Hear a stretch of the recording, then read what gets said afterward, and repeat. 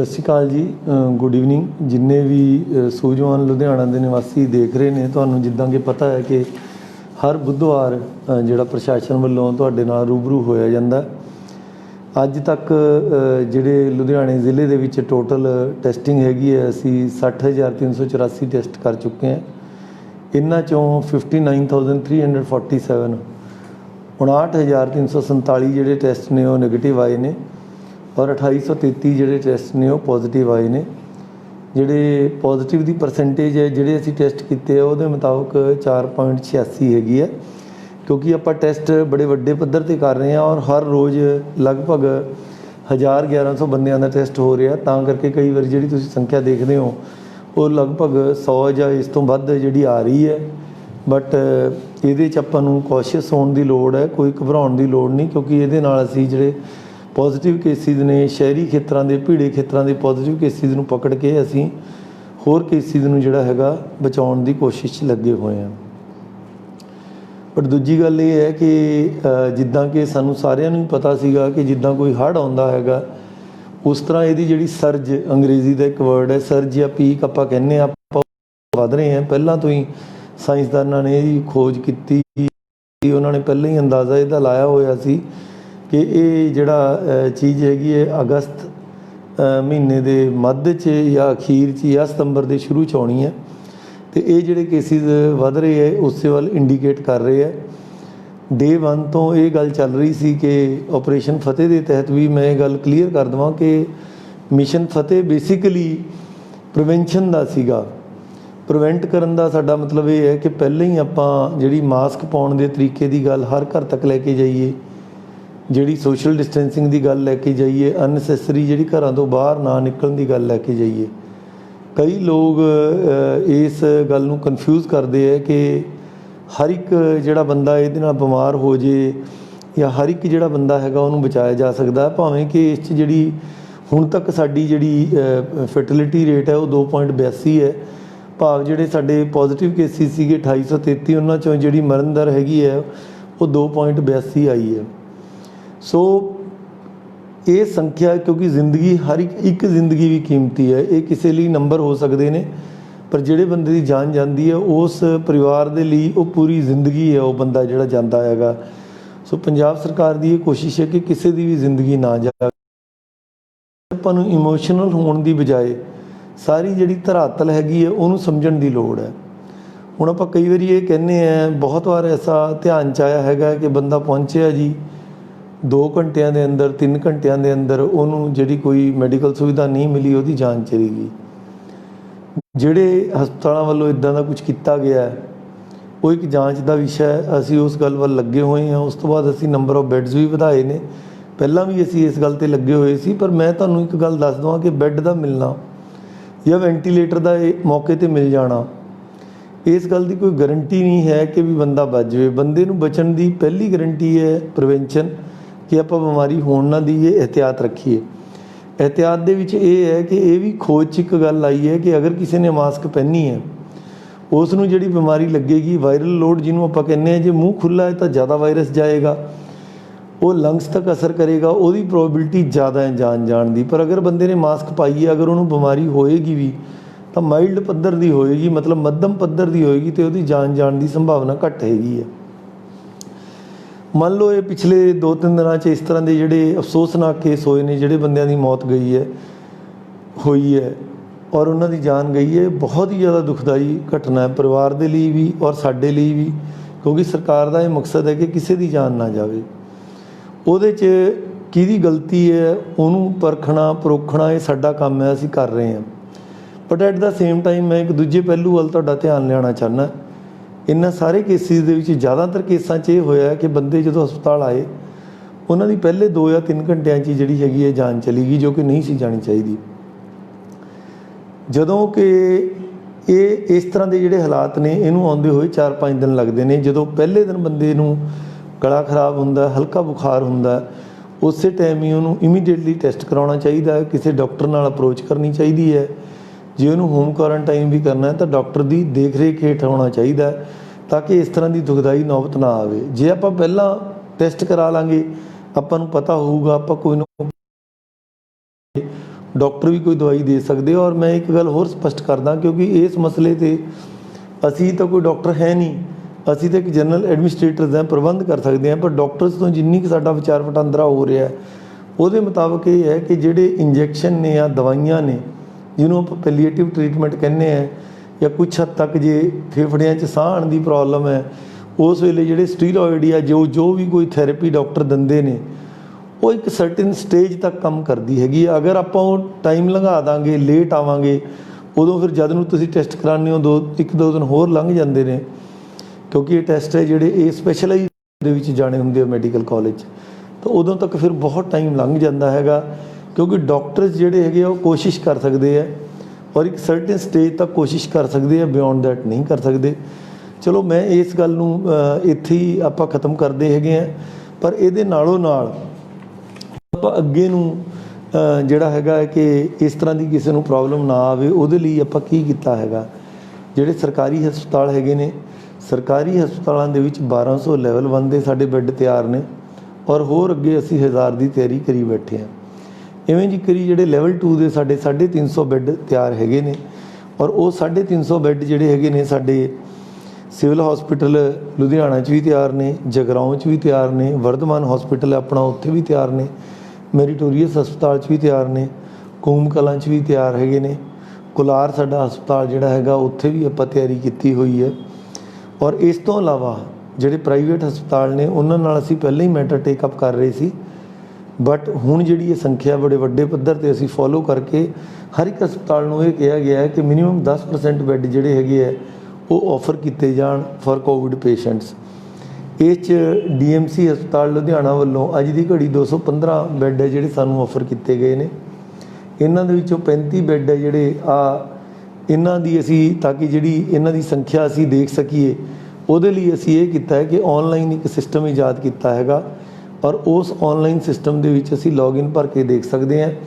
ਅਸੀਂ ਇਹਦੇ ਲਈ ਇੱਕ ਐਪ ਵੀ ਬਣਾ ਰਹੇ ਹਾਂ, ਇੱਕ ਦੋ ਦਿਨਾਂ ਤੱਕ ਲੋਕ ਵੀ ਜਿਹੜੇ ਹੈਗੇ ਹੈ ਇਹ ਲੋਕ ਵੀ ਜਿਹੜੇ ਹੈਗੇ ਹੈ ਇਹਨੂੰ ਸਿੱਧਾ ਆਪਦੇ ਵੱਲੋਂ ਦੇਖ ਸਕਣਗੇ।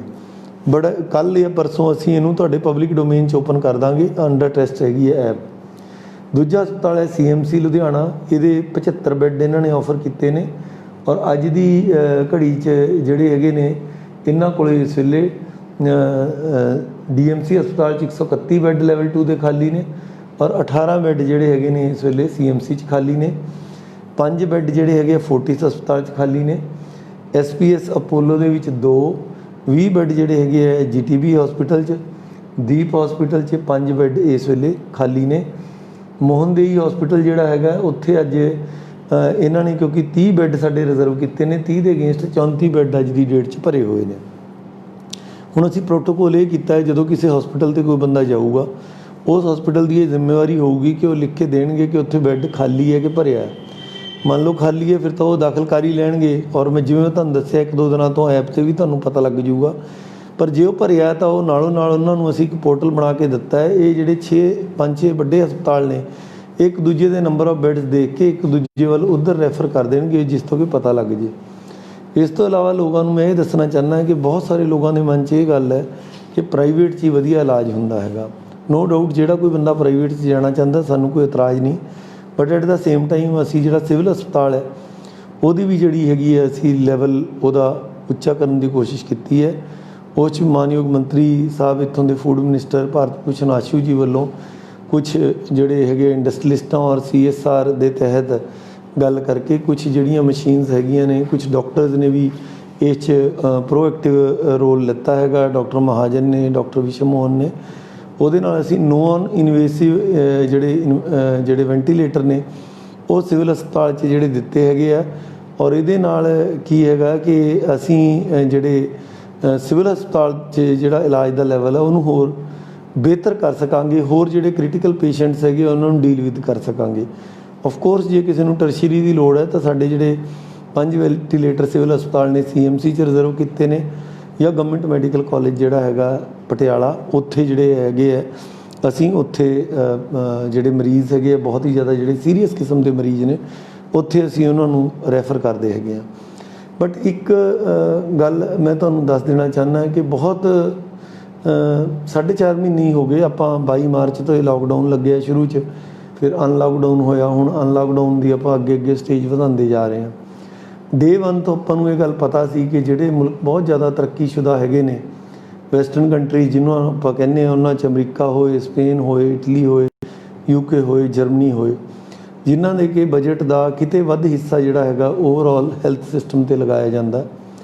ਉਹਦੇ ਬਾਵਜੂਦ ਅਗਰ ਸਰਜ ਲੋਕਾਂ ਨੇ ਪਰਹੇਜ਼ ਨਾ ਕਰਕੇ, ਜਿਹੜੀ ਸਰਜ ਹੈ ਇੱਕਦਮ ਹੜ੍ਹ ਵਾਂਗੂ ਜਦੋਂ ਇੱਕਦਮ ਵੱਧ ਹੁੰਦੀ ਹੈ ਕੇਸਾਂ ਦੀ ਸੰਖਿਆ, ਤਾਂ ਕਿਸੇ ਵੀ ਵੱਡੇ ਤੋਂ ਵੱਡੇ ਜਿਹੜੇ ਮੁਲਕ ਹੈਗੇ ਨੇ ਜਿਨ੍ਹਾਂ ਦੇ ਕਿ ਹੈਲਥ ਸਿਸਟਮ ਇੰਨੇ ਵਧੀਆ ਨੇ, ਉੱਥੇ ਵੀ ਨੰਬਰ ਆਫ ਪੇਸ਼ੈਂਟਸ ਜਦੋਂ ਵੱਧ ਗਏ ਨੰਬਰ ਆਫ ਬੈੱਡਸ ਤੋਂ, ਤਾਂ ਉੱਥੇ ਬੈੱਡਸ ਦੀ ਲੋਕਾਂ ਨੂੰ ਦਿੱਕਤ ਆਈ, ਬਹੁਤ ਲੋਕਾਂ ਦੀ ਜਿਹੜੀ ਜਾਨ ਉੱਥੇ ਗਈ ਹੈ। ਇਸੇ ਕਰਕੇ ਮਾਨਯੋਗ ਮੁੱਖ ਮੰਤਰੀ ਕੈਪਟਨ ਅਮਰਿੰਦਰ ਸਿੰਘ ਜੀ ਹੋਰਾਂ ਵੱਲੋਂ ਜਿਹੜੀ ਦੂਜੀ ਸਟ੍ਰੈਟਜੀ ਹੁੰਦੀ ਹੈ ਕਿ ਵੀ ਦੂਜਿਆਂ ਦੀ ਜਿਹੜੀ ਪ੍ਰੋਬਲਮ ਜਦੋਂ ਪਹਿਲਾਂ ਆਈ ਹੈ, ਜਿਵੇਂ ਦਿੱਲੀ 'ਚ ਆਈ ਹੈ, ਪੱਛਮੀ ਮੁਲਕਾਂ 'ਚ ਆਈ ਹੈ, ਉਸ ਤੋਂ ਸਿੱਖ ਕੇ ਅਸੀਂ ਇਹ ਸਟ੍ਰੈਟਜੀ ਅਤੇ ਮਿਸ਼ਨ ਫਤਿਹ ਦੇ ਤਹਿਤ, ਮਿਸ਼ਨ ਫਤਿਹ ਦਾ ਜਿਹੜਾ ਮੁੱਖ ਜ਼ੋਰ ਹੈਗਾ ਉਹ ਇਸ ਗੱਲ 'ਤੇ ਹੈ ਕਿ ਪ੍ਰੀਵੈਂਸ਼ਨ ਕਰਕੇ ਅਸੀਂ ਜਿਹੜੀ ਆਪਣੀ ਪੀਕ ਹੈਗੀ ਹੈ, ਜਿਹੜਾ ਆਪਣਾ ਬਿਲਕੁਲ ਹੀ ਉੱਪਰਲੀ ਸਰ ਜਾਣੀ ਹੈ, ਉਹਨੂੰ ਅਸੀਂ ਕਿੰਨਾ ਡਿਲੇ ਕਰ ਸਕਦੇ ਹਾਂ ਔਰ ਕਿੰਨਾ ਲੰਬਾ ਖਿੱਚ ਸਕਦੇ ਹਾਂ। ਜੇ ਇਹੀ ਮਰੀਜ਼ ਸਾਡੇ ਥੋੜ੍ਹੇ ਕਰਕੇ ਆਉਣ, ਕੁਝ ਮਰੀਜ਼ ਠੀਕ ਹੋ ਕੇ ਚਲੇ ਜਾਣ, ਕੁਝ ਬੈੱਡ ਖਾਲੀ ਹੋ ਜਾਣ, ਇੰਨੇ ਨੂੰ ਹੋਰ ਮਰੀਜ਼ ਆ ਜਾਣ, ਇੱਦਾਂ ਕਰਦੇ ਕਿਉਂਕਿ ਇਹ ਬਿਮਾਰੀ ਹੈ, ਬਾਇਓਲੋਜੀਕਲ ਪ੍ਰੋਸੈਸ ਹੈ, ਸਾਡੇ ਮੈਜੋਰਿਟੀ ਆਫ ਦਾ ਪੀਪਲ ਜਿਹੜੇ ਹੈਗੇ ਅਲਟੀਮੇਟਲੀ ਵਨ ਔਰ ਦਾ ਅਦਰ ਡੇ ਉਹਨਾਂ ਨੇ ਇਫੈਕਟ ਹੋਣਾ। ਦੂਜੀ ਗੱਲ ਇਹ ਹੈ ਕਿ ਜਿਹੜੇ ਦੇ ਨਾਲ ਇਫੈਕਟ ਹੋਣ, ਘੱਟ ਸਿੰਪਟਮਸ ਦੇ ਨਾਲ ਹੋਣ, ਉਹਦੇ ਲਈ ਆਪਣੀ ਮਾਸਕ ਹੈ। ਸਪੀਡ ਵੀ ਘਟਾਉਣ ਦਾ ਤਰੀਕਾ ਇਹੀ ਹੈਗਾ, ਸੋਸ਼ਲ ਫੰਕਸ਼ਨਸ ਨੂੰ ਬੰਦ ਕਰਨ ਦਾ ਵੀ ਤਰੀਕਾ ਇਹੀ ਹੈ, ਤਾਂ ਕਿ ਇਹਦਾ ਜਿਹੜਾ ਸਪਰੈਡ ਆ ਉਹਨੂੰ ਸਲੋ ਕੀਤਾ ਜਾਵੇ। ਸਾਡਾ ਜਿਹੜਾ ਰੋਲ ਹੈ ਸਰਕਾਰ ਦੇ ਵਿੱਚ, ਪ੍ਰਸ਼ਾਸਨ ਦੇ ਵਿੱਚ, ਅਸੀਂ ਆਪਦਾ ਨਿਭਾ ਰਹੇ ਹੈਗੇ ਹਾਂ, ਪਰ ਮੇਰੀ ਲੋਕਾਂ ਨੂੰ ਹੱਥ ਬੰਨ੍ਹ ਕੇ ਬੇਨਤੀ ਹੈ ਕਿ ਤੁਸੀਂ ਵੀ ਕਿਰਪਾ ਕਰਕੇ ਇਹਦਾ ਜਿਹੜਾ ਸਪਰੈਡ ਆ ਉਹਨੂੰ ਰੋਕਣ ਲਈ, ਖਾਸ ਕਰ ਪਿਛਲੇ ਦਿਨਾਂ 'ਚ ਜਿਸ ਤਰ੍ਹਾਂ ਦੀਆਂ ਦਿਲ ਨੂੰ ਛੂਹਣ ਵਾਲੀਆਂ ਕਹਾਣੀਆਂ ਆਈਆਂ ਨੇ, ਜਿਹੜੇ ਲੋਕਾਂ ਦਾ ਨੁਕਸਾਨ ਹੋਇਆ, ਉਹਨਾਂ ਨੇ ਇਹ ਗੱਲ ਕਹੀ ਹੈ, ਦੋਨੇ ਤਿੰਨੇ ਗੱਲਾਂ, ਕਿ ਲੇਟ ਰਿਪੋਰਟਿੰਗ ਕਰਨਾ ਜਾਂ ਫਿਰ ਉਸ 'ਚ ਇਹ ਹੈਗਾ ਕਿ ਕਿਸੇ ਹਸਪੀਟਲ ਦਾ ਇਨਸੈਂਸਿਟਿਵ ਹੋ ਜਾਣਾ, ਇਹ ਸਾਰੀਆਂ ਗੱਲਾਂ ਸਾਡੇ ਧਿਆਨ 'ਚ ਨੇ। ਜੋ ਗੱਲ ਸਾਡੇ ਹੱਥ 'ਚ ਹੈ, ਅਸੀਂ ਐਪ ਬਣਾਤੀ, ਨੰਬਰ ਆਫ ਬੈੱਡਸ ਵਧਾਤੇ, but any number of beds ਆਪਾਂ ਅੱਜ 1000 ਕਰਾਂਗੇ, ਕੱਲ੍ਹ ਨੂੰ ਜੇ 1100 ਬੰਦੇ ਬਿਮਾਰ ਹੋ ਗਏ ਤਾਂ ਵੀ 100 ਬੰਦੇ ਐਸੇ ਹੋਣਗੇ ਜਿਨ੍ਹਾਂ ਨੂੰ ਪ੍ਰੋਬਲਮ ਆਊਗੀ।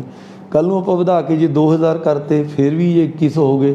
ਸੋ ਅਲਟੀਮੇਟਲੀ ਸਾਡੇ ਕੋਲ ਜਿੰਨੇ ਨੰਬਰ ਆਫ ਬੈੱਡਸ ਹੈਗੇ ਨੇ ਉਸ ਤੋਂ ਮਰੀਜ਼ਾਂ ਦੀ ਸੰਖਿਆ ਰੱਖਣੀ ਹੈ। ਅਸੀਂ ਸਮੂਹਿਕ ਤੌਰ 'ਤੇ ਕੋਸ਼ਿਸ਼ ਕਰ ਰਹੇ ਹਾਂ, ਬਟ ਤੁਸੀਂ ਇੰਡੀਵਿਜੂਅਲ ਦੇ ਤੌਰ 'ਤੇ ਆਪਦੇ ਪਰਿਵਾਰ 'ਚ ਬਹਿ ਕੇ ਇਸ ਗੱਲ ਦੀ ਕੋਸ਼ਿਸ਼ ਕਰਨੀ ਹੈ ਕਿ ਬਾਕੀ ਤਾਂ ਚਲੋ ਜੋ ਲੋਕਾਂ ਦਾ ਹੋਣਾ, ਸਾਡੇ 'ਤੇ ਤਾਂ ਸਾਰੀ ਜ਼ਿੰਮੇਵਾਰੀ ਹੈ, ਅਸੀਂ ਤਾਂ ਸਾਰੀ ਕੋਸ਼ਿਸ਼ ਕਰ ਰਹੇ ਹਾਂ, ਬਟ ਤੁਸੀਂ ਆਪਦੇ ਪਰਿਵਾਰ ਦੀ ਔਰ ਆਪਦੀ ਜ਼ਿੰਮੇਵਾਰੀ ਜ਼ਰੂਰ ਲਓ। ਕਈ ਸਾਰੇ ਸਵਾਲਾਂ 'ਚ ਵੀ ਇਹ ਗੱਲ ਝਲਕਦੀ ਹੈ ਕਿ ਵੀ ਦੇਖੋ ਜੀ, ਤੁਸੀਂ ਫਲਾਣੀ ਜਗ੍ਹਾ 'ਤੇ 52 ਬੰਦੇ ਬਿਠਾ ਦਿੰਦੇ ਹੋ, ਮੈਰਿਜ ਪੈਲੇਸ 'ਚ ਨਹੀਂ ਬਿਠਾਉਂਦੇ। ਇਹ 'ਚ ਜ਼ਰੂਰਤ ਅਤੇ ਗੈਰ ਜ਼ਰੂਰਤ ਦੇ ਸੰਬੰਧ ਹੈਗਾ। ਸਰਕਾਰ ਇਹ ਚਾਹੁੰਦੀ ਹੈ ਕਿ ਜਿੱਥੋਂ ਤੱਕ ਹੋਏ ਲੋਕਾਂ ਨੂੰ ਇਸ ਮਹਾਂਮਾਰੀ ਤੋਂ ਬਚਾਓ, ਹਸਪੀਟਲ ਦੇ ਬੈੱਡ ਤੱਕ ਮੂੰਹ ਹੀ ਨਾ ਕਰਨਾ ਪਵੇ, ਕਿਸੇ ਦੀ ਮਿੰਨਤ ਨਾ ਕਰਨੀ ਪਵੇ, ਔਰ ਉਹਦੇ ਲਈ ਕੁਝ ਇਕੱਠਾਂ ਨੂੰ ਐਸਾ ਸਮਝਿਆ ਗਿਆ ਕਿ ਉਹ ਗੈਰ ਜ਼ਰੂਰੀ ਨੇ। ਜਿਵੇਂ ਕਿ ਸਮਾਜਿਕ ਇਕੱਠ ਨੇ, ਵਿਆਹ 'ਚ ਜੇ ਘੱਟ ਬੰਦੇ ਵੀ ਚਲੇ ਜਾਣ ਤਾਂ ਵੀ ਚਲਾ ਜਾਊਗਾ, ਬਟ ਜੇ ਕਿਸੇ ਨੇ ਟਰੈਵਲ ਕਰਨਾ, ਇਕਨੋਮਿਕ ਐਕਟੀਵਿਟੀ ਹੈਗੀ ਹੈ, ਉਹ ਜੋ ਅਗਰ ਕਿਸੇ ਆਟੋ 'ਚ ਬਹਿਣਾ ਹੈ, ਕਿਸੇ ਨੇ ਮੁੜ ਕੇ ਆਪਣੇ ਸਕੂਟਰ ਮੋਟਰਸਾਈਕਲ 'ਤੇ ਬਹਿਣਾ ਹੈ, ਜਾਂ ਕਿਸੇ ਨੇ ਸਫ਼ਰ ਕਰਕੇ ਹਾਈ ਕੋਰਟ ਦੀਆਂ ਪੇਸ਼ੀਆਂ ਭੁਗਤਣ ਜਾਣਾ, ਤਾਂ ਉਹਨਾਂ ਬੱਸਾਂ ਨੂੰ ਜਾਂ ਆਟੋਜ਼ ਨੂੰ ਬੰਦ ਕਰਨਾ ਕੋਈ ਇਲਾਜ ਨਹੀਂ ਹੈ। ਇਸ ਕਰਕੇ ਇਹਨਾਂ ਦੋਨਾਂ ਗੱਲਾਂ 'ਚ ਤੁਸੀਂ ਫ਼ਰਕ ਸਮਝੋ। ਅਗਰ ਬੱਸ 'ਚ ਬੰਦੇ ਅਲਾਓ ਕੀਤੇ ਆ ਤਾਂ ਉਹਦਾ ਇਹ ਮਤਲਬ ਨਹੀਂ ਹੈ ਕਿ ਜ਼ਰੂਰੀ ਨਹੀਂ ਕਿ ਉਹ ਵਿਆਹਾਂ ਲਈ ਕਰ ਦਿੱਤੇ ਜਾਣ ਅਲਾਓ। ਤਾਂ ਇਸ ਕਰਕੇ ਆਪਾਂ ਦੋਨਾਂ ਗੱਲਾਂ ਦਾ ਫ਼ਰਕ ਸਮਝਦੇ ਹੋਏ, ਜਿੱਥੇ ਜਿੱਥੇ ਅਵੋਇਡੇਬਲ ਹੈਗਾ ਉੱਥੇ ਅਸੀਂ ਅਵੋਇਡ ਕੀਤਾ ਹੈਗਾ, ਜਿੱਥੇ ਨੋਨ ਅਵੋਇਡੇਬਲ ਹੈ, ਅਰਥਚਾਰੇ ਦੀ ਚੱਲਣ ਲਈ ਜ਼ਰੂਰੀ ਹੈ, ਉੱਥੇ ਉਹਨਾਂ ਚੀਜ਼ਾਂ ਨੂੰ ਅਲਾਓ ਕੀਤਾ ਗਿਆ। ਹੁਣ ਮੈਂ ਇਹ ਵੀ ਕਲੀਅਰ ਕਰ ਦੇਵਾਂ ਕਿ ਕੁਝ ਲੋਕਾਂ ਦੇ ਸਵਾਲ ਹੁਣ ਵੀ ਆਉਂਦੇ ਆ ਕਿ ਵੀ ਸੰਡੇ ਨੂੰ ਕਿਹੜੀ ਦੁਕਾਨ ਖੁੱਲ੍ਹ ਸਕਦੀ ਹੈ, ਕਿਹੜੀ ਨਹੀਂ ਖੁੱਲ੍ਹ ਸਕਦੀ। ਜਿਹੜੇ ਸਾਡੇ ਪਹਿਲੇ 6 ਦਿਨ ਨੇ ਹਫ਼ਤੇ ਦੇ, ਸੋਮਵਾਰ ਤੋਂ ਸ਼ਨੀਵਾਰ ਤੱਕ, ਇਹਨਾਂ ਦੇ ਵਿੱਚ ਸ਼ਾਮ ਦੇ 8 ਵਜੇ ਤੱਕ ਦੁਕਾਨਾਂ ਖੁੱਲ੍ਹ ਸਕਦੀਆਂ ਨੇ, ਔਰ ਜਿਹੜਾ ਸੰਡੇ ਹੈਗਾ ਉਸ ਨੂੰ ਲੋਕਡਾਊਨ ਹੁੰਦਾ। ਉਹਨਾਂ ਹਾਲਾਤਾਂ ਨੂੰ ਛੱਡ ਕੇ ਜੇਕਰ ਸਰਕਾਰ ਕਿਸੇ ਵਿਸ਼ੇਸ਼ ਵਰਗ ਜਾਂ ਕਿਸੇ ਵਿਸ਼ੇਸ਼ ਦੁਕਾਨ ਨੂੰ ਛੋਟ ਦੇ ਦੇਵੇ, ਅਤੇ ਇਸੇ ਪੱਖ ਦੇ ਨਾਲ ਮੈਂ ਇਹ ਉਮੀਦ ਕਰਦੇ ਹੋਏ ਕਿ ਅਸੀਂ ਸਾਰੇ ਇਹਨੂੰ ਸਾਂਝੇ ਉੱਦਮ ਦੇ ਤੌਰ 'ਤੇ ਲਵਾਂਗੇ। ਔਰ ਹੁਣੇ ਮੇਰੀ ਕੱਲ੍ਹ ਹੀ ਗੱਲ ਹੋ ਰਹੀ ਸੀ, ਡਾਕਟਰ ਕੇ ਤਲਵਾਰ ਜਿਹੜੇ ਕਿ ਮੁੱਖ ਸਲਾਹਕਾਰ ਨੇ ਇਸ ਵਿਸ਼ੇ 'ਤੇ, ਉਹਨਾਂ ਨੇ ਦੱਸਿਆ ਕਿ ਪੱਛਮੀ ਮੁਲਕਾਂ 'ਚ ਜਾਂ ਚੈਕੋਸਲੋਵਾਕੀਆ ਵਗੈਰਾ 'ਚ ਇਹ ਸਟੱਡੀ ਆਈ ਹੈ ਕਿ ਕਿਸੇ ਵੀ ਲੋਕੈਲਿਟੀ ਦੇ 80% ਬੰਦੇ ਅਗਰ ਮਾਸਕ ਦਾ ਬਹੁਤ ਸਹੀ ਤਰ੍ਹਾਂ ਨਾਲ ਨੱਕ ਔਰ ਮੂੰਹ ਦੋਨਾਂ ਨੂੰ ਢੱਕ ਕੇ ਅਗਰ ਪ੍ਰਯੋਗ ਕਰ ਲੈਣ, ਤਾਂ ਜਿਹੜਾ ਵਾਇਰਸ ਹੈ ਉਹਦੀ ਟਰਾਂਸਮਿਸ਼ਨ ਵੀ ਬਹੁਤ ਘਟਦੀ ਹੈ, ਔਰ ਜਿਹੜੀ ਟਰਾਂਸਮਿਸ਼ਨ ਹੁੰਦੀ ਹੈ ਉਹ ਇੰਨੇ ਲੋ ਵਾਇਰਲ ਲੋਡ ਵਾਲੀ ਹੁੰਦੀ ਹੈ ਕਿ ਉਹ ਬੰਦੇ ਬਹੁਤ ਹੀ ਮਾਈਲਡ ਸਿੰਪਟਮਸ ਦੇ ਨਾਲ ਦੁਬਾਰਾ ਇਸ ਬਿਮਾਰੀ ਤੋਂ ਬਾਹਰ ਆ ਜਾਂਦੇ ਨੇ। ਪਰ ਅਗਰ ਹਾਈ ਵਾਇਰਲ ਲੋਡ ਹੈ ਔਰ ਆਪਾਂ ਮੂੰਹ ਖੁੱਲ੍ਹੇ ਫਿਰਾਂਗੇ, ਇੱਕ ਤਾਂ ਪੇਸ਼ੈਂਟਸ ਦੀ ਸੰਖਿਆ ਵੱਧਦੀ ਹੈ। ਪੇਸ਼ੈਂਟਸ ਦੀ ਜਦੋਂ ਸੰਖਿਆ ਵੱਧਦੀ ਹੈ, ਫਾਲਸ ਜਿਹੜਾ ਅਲਾਰਮ ਸੋਸਾਇਟੀ 'ਚ ਪੈਦਾ ਹੁੰਦੀ ਹੈ, ਘਬਰਾਹਟ ਪੈਦਾ ਹੁੰਦੀ ਹੈ, ਹੌਸਪੀਟਲ ਦੇ ਬੈੱਡ ਜ਼ਿਆਦਾ ਭਰੇ ਜਾਂਦੇ ਨੇ। ਔਰ ਐਸੇ ਮਰੀਜ਼ ਜਿਨ੍ਹਾਂ 'ਚ ਕਿ ਹਾਈ ਵਾਇਰਲ ਲੋਡ ਦੇ ਨਾਲ ਬਹੁਤ ਹੀ ਹਾਈ ਗ੍ਰੇਡ ਦੇ ਸਿੰਪਟਮਸ ਆਉਂਦੇ ਨੇ, ਜਿਨ੍ਹਾਂ 'ਚ ਕਿ ਨੰਬਰ ਆਫ ਪੇਸ਼ੈਂਟਸ ਜਿਹੜੇ ਕਿ ਵੈਂਟੀਲੇਟਰ 'ਤੇ ਜਾਂਦੇ ਨੇ ਉਹਨਾਂ ਦੀ ਸੰਖਿਆ ਵੱਧਦੀ ਹੈ। ਔਰ ਅੰਕੜੇ ਇਸ ਗੱਲ ਦੀ ਵੀ ਗਵਾਹੀ ਭਰਦੇ ਨੇ ਕਿ ਵੈਂਟੀਲੇਟਰ 'ਤੇ ਜਾ ਕੇ ਨੋ ਡਾਊਟ ਜਿਹੜਾ ਜੀਵਨ ਮੌਤ ਰੱਬ ਦੇ ਹੱਥ ਹੈ, ਔਰ ਬਹੁਤ ਸਾਰੇ ਲੋਕ ਉਸ ਸਟੇਜ ਤੋਂ ਬਾਹਰ ਵੀ ਆਏ ਨੇ। ਪਰ ਆਪਾਂ ਐਸੀ ਕੋਸ਼ਿਸ਼ ਕਰਨੀ ਹੈ ਕਿ ਵੈਂਟੀਲੇਟਰ ਤੱਕ ਦੀ ਨੌਬਤ ਨਾ ਆਵੇ, ਕਿਉਂਕਿ ਵੈਂਟੀਲੇਟਰ ਤੋਂ ਬਾਅਦ ਨੋਰਮਲ 'ਤੇ ਆਉਣ ਵਾਲੇ ਜਿਹੜੇ ਅੰਕੜੇ ਨੇ ਉਹ ਬਹੁਤ ਥੋੜ੍ਹੇ ਨੇ, ਕੋਈ ਬਹੁਤ ਇਨਕਰੇਜਿੰਗ ਨਹੀਂ ਹੈਗੇ। ਆਪਾਂ ਉਸ ਸਟੇਜ ਤੱਕ ਨਹੀਂ ਜਾਣ ਦੇਣਾ। ਹੁਣ ਅੱਜ ਦੇ ਜਿਹੜੇ ਸਵਾਲ ਹੈਗੇ ਨੇ, ਪਹਿਲਾ ਸਵਾਲ ਹੈ ਜਗਪ੍ਰੀਤ ਜੀ ਦਾ। ਇਹਨਾਂ ਦਾ ਇਹ ਕਹਿਣਾ ਵੀ ਰੱਖੜੀ ਦੇ ਤਿਉਹਾਰ ਕਰਕੇ 2 ਤਰੀਕ ਨੂੰ ਕਿਹੜੀਆਂ ਦੁਕਾਨਾਂ ਖੁੱਲ੍ਹੀਆਂ ਨੇ। ਇਸ 'ਚ ਸਾਡੀ ਜਿਹੜੀ ਨੋਟੀਫਿਕੇਸ਼ਨ ਆਈ ਹੈਗੀ ਹੈ ਉਹਦੇ ਮੁਤਾਬਕ ਇਹ ਹੈ ਵੀ ਰੱਖੜੀ ਵਾਲੇ ਦਿਨ ਜਿਹੜੀ ਹੈਗੀਆਂ ਮਿਠਾਈ ਦੀਆਂ ਦੁਕਾਨਾਂ ਖੁੱਲ੍ਹੀਆਂ ਰਹਿਣਗੀਆਂ, ਕਿਉਂਕਿ ਇਸ ਤਿਉਹਾਰ ਦੇ ਦੌਰਾਨ ਜਿਹੜੀ ਮਿਠਾਈ ਹੈ ਉਹਨੂੰ ਐਕਸਚੇਂਜ ਕਰਨ ਦਾ ਬੜਾ ਰਿਵਾਜ਼ ਹੈ। ਬਟ ਇਹਦਾ ਅਸੀਂ ਐਕਸਟੈਂਡਡ ਮੀਨਿੰਗ ਇਹ ਵੀ ਲੈ ਰਹੇ ਹਾਂ, ਕਿਉਂਕਿ ਬਹੁਤ ਸਾਰੇ ਲੋਕ ਇਸ ਦਿਨ ਮਿਠਾਈ ਦੇ ਨਾਲੋਂ ਨਾਲ ਜਿਹੜੇ ਬਹੁਤ ਸਾਰੇ ਬੇਕਰੀ ਦੇ ਪ੍ਰੋਡਕਟ ਵੀ ਸ਼ੇਅਰ ਕਰਦੇ ਨੇ। ਬਹੁਤ ਥਾਂ 'ਤੇ ਬੇਕਰੀਆਂ ਜਿਹੜੀਆਂ ਮਿਠਾਈ ਦੀਆਂ ਦੁਕਾਨਾਂ 'ਚ ਨੇ, ਸੋ ਬੇਕਰੀ ਅਤੇ ਮਿਠਾਈ ਦੀਆਂ ਦੁਕਾਨਾਂ ਲੁਧਿਆਣੇ ਜ਼ਿਲ੍ਹੇ 'ਚ ਖੁੱਲ੍ਹੀਆਂ ਰਹਿਣਗੀਆਂ। ਪਰ ਕਿਉਂਕਿ ਇਹ ਤਿਉਹਾਰ ਮੁੱਖ ਤੌਰ 'ਤੇ ਰੱਖੜੀ ਦਾ ਹੈ, ਔਰ ਮਠਿਆਈ ਅਗਰ ਬਿਨਾਂ ਰੱਖੜੀ ਤੋਂ ਦਿੰਦੇ ਹਾਂ ਤਾਂ ਉਸ ਤਿਉਹਾਰ ਦਾ ਵੀ ਕੋਈ ਮੀਨਿੰਗਲੈਸ ਰਹਿ ਜਾਂਦਾ। ਇਸ ਕਰਕੇ ਰੱਖੜੀ, ਮਿਠਾਈ ਅਤੇ ਬੇਕਰੀ ਤਿੰਨੇ ਤਰ੍ਹਾਂ ਦੀਆਂ ਦੁਕਾਨਾਂ ਖੁੱਲ੍ਹੀਆਂ ਰਹਿਣਗੀਆਂ। ਪਰ ਮਾਨਯੋਗ ਮੁੱਖ ਮੰਤਰੀ ਸਾਹਿਬ ਕੈਪਟਨ ਅਮਰਿੰਦਰ ਸਿੰਘ ਜੀ ਵੱਲੋਂ ਅੱਜ ਆਹਵਾਨ ਕੀਤਾ ਗਿਆ ਕਿ ਹਰ ਇੱਕ ਮਿਠਾਈ ਵਾਲਾ ਜਿਹੜਾ ਮਿਠਾਈ ਦਾ ਡੱਬਾ ਉਹਦੇ ਨਾਲ 2 ਮਾਸਕ ਦੇਵੇਗਾ, ਇੱਕ ਭੈਣ ਦੇ ਲਈ, ਇੱਕ ਭਰਾ ਦੇ ਲਈ, ਜਿਹੜਾ ਕਿ ਇੱਕ ਸੁਨੇਹਾ ਹੋਵੇਗਾ ਸਿਹਤ ਦਾ ਧਿਆਨ ਰੱਖਣਾ ਔਰ ਮਾਸਕ ਪਹਿਨ ਕੇ ਰੱਖਣੀ ਹੈ। ਕਿਉਂਕਿ ਇਹ ਤਿਉਹਾਰ ਹੀ ਜਿਹੜਾ ਹੈਗਾ, ਭੈਣ ਹੈ ਉਹ ਆਪਦੇ ਭਰਾ ਦੀ ਲੰਬੀ ਉਮਰ ਦੀ ਕਾਮਨਾ ਕਰਦੀ ਹੈ, ਔਰ ਭਰਾ ਜਿਹੜਾ ਅਹਿਦ ਲੈਂਦਾ ਕਿ ਮੈਂ ਆਪਦੀ ਭੈਣ ਦੀ ਜਿਹੜੀ ਹੈ ਦੁਸ਼ਮਣਾਂ ਤੋਂ ਰੱਖਿਆ ਕਰੂੰਗਾ। ਔਰ ਅੱਜ ਦੇ ਦਿਨ ਦੇ ਵਿੱਚ ਕਰੋਨਾ ਤੋਂ ਵੱਡਾ ਦੁਸ਼ਮਣ ਕੋਈ ਨਹੀਂ ਹੈਗਾ। ਸੋ ਭੈਣ ਜਿਹੜੀ ਹੈਗੀ ਆ ਉਹ ਵੀ ਮਾਸਕ ਪਹਿਨੇ, ਭਰਾ ਵੀ ਮਾਸਕ ਪਹਿਨਣ, ਔਰ ਦੋਨੋਂ ਇੱਕ ਦੂਜੇ ਦੀ ਜਾਨ ਦੀ ਜਿਹੜੀ ਰੱਖਿਆ ਦਾ ਸੁਨੇਹਾ ਦੇਣ। ਰੱਖੜੀ ਦੇ ਨਾਲ ਵੀ ਇਸ ਤਰ੍ਹਾਂ ਹੀ ਅੱਜ ਅਸੀਂ ਵਪਾਰ ਮੰਡਲ ਦੇ ਐਸੋਸੀਏਸ਼ਨ ਦੇ ਨਾਲ ਗੱਲ ਕਰਕੇ ਇਸ ਗੱਲ ਲਈ ਸਹਿਮਤੀ ਬਣਾ ਲਈ ਹੈ ਕਿ ਇਹ ਲੋਕ ਰੱਖੜੀ ਦੀ ਦੁਕਾਨ ਹੋਵੇ ਭਾਵੇਂ ਮਿਠਾਈ ਦੀ ਦੁਕਾਨ ਹੋਵੇ, ਹਰ ਇੱਕ ਜਿਹੜਾ ਇਹਨਾਂ ਦਾ ਕੋਈ ਕਸਟਮਰ ਹੋਵੇਗਾ ਉਹਨੂੰ 2 ਮਾਸਕਾਂ ਜ਼ਰੂਰ ਨਾਲ ਦੇਣਗੇ। ਪਰ ਇਸ ਦੇ ਨਾਲੋਂ ਨਾਲ ਮੈਂ ਲੋਕਾਂ ਨੂੰ ਇੱਕ ਇਹ ਵੀ ਬੇਨਤੀ ਕਰਦਾ ਕਿ ਜੇ ਉਹ ਪੋਸਟਲ ਸਿਸਟਮ ਰਾਹੀਂ ਰੱਖੜੀ ਭੇਜ ਸਕਣ ਤਾਂ ਇਹਦੇ ਵਰਗੀ ਕੋਈ ਰੀਸ ਨਹੀਂ ਹੈ, ਕਿਉਂਕਿ ਇਹ ਸਾਲ, ਇਹ ਵਰਾ ਔਰ ਇਹ ਮੌਸਮ ਹੈ ਜਿਹੜਾ ਇਹ ਸਰਵਾਈਵਲ ਦਾ ਵਰਾ। ਜਿਹੜੀ ਪੈਂਡੈਮਿਕ ਹੈ ਅਸਲ 'ਚ ਪਿਛਲੇ 100 ਵਰ੍ਹਿਆਂ ਤੋਂ ਸਾਡੀਆਂ 5 ਪੀੜ੍ਹੀਆਂ ਨੇ ਦੇਖੀ ਨਹੀਂ। ਪੈਂਡੈਮਿਕ ਜਿਹੜੀ ਹੈ ਬੜੀ ਮਹਾਂਮਾਰੀ ਜਿਹਨੂੰ ਆਪਾਂ ਕਹਿੰਦੇ ਹਾਂ, 1918 ਦੀ ਸਵਾਈਨ ਫਲੂ ਤੋਂ ਬਾਅਦ ਹੁਣ ਜਾ ਕੇ ਇਹ 2020 ਦੇ ਵਿੱਚ ਇੰਨੇ ਵੱਡੇ ਪੱਧਰ 'ਤੇ ਕੋਈ ਮਹਾਂਮਾਰੀ ਫੈਲੀ ਹੈ। ਸੋ ਇਸ ਕਰਕੇ ਬੜੇ ਦੂਰਗਾਮੀ, ਬੜੇ ਗੰਭੀਰ ਇਹਦੇ ਸਿੱਟੇ ਹੋ ਸਕਦੇ ਨੇ।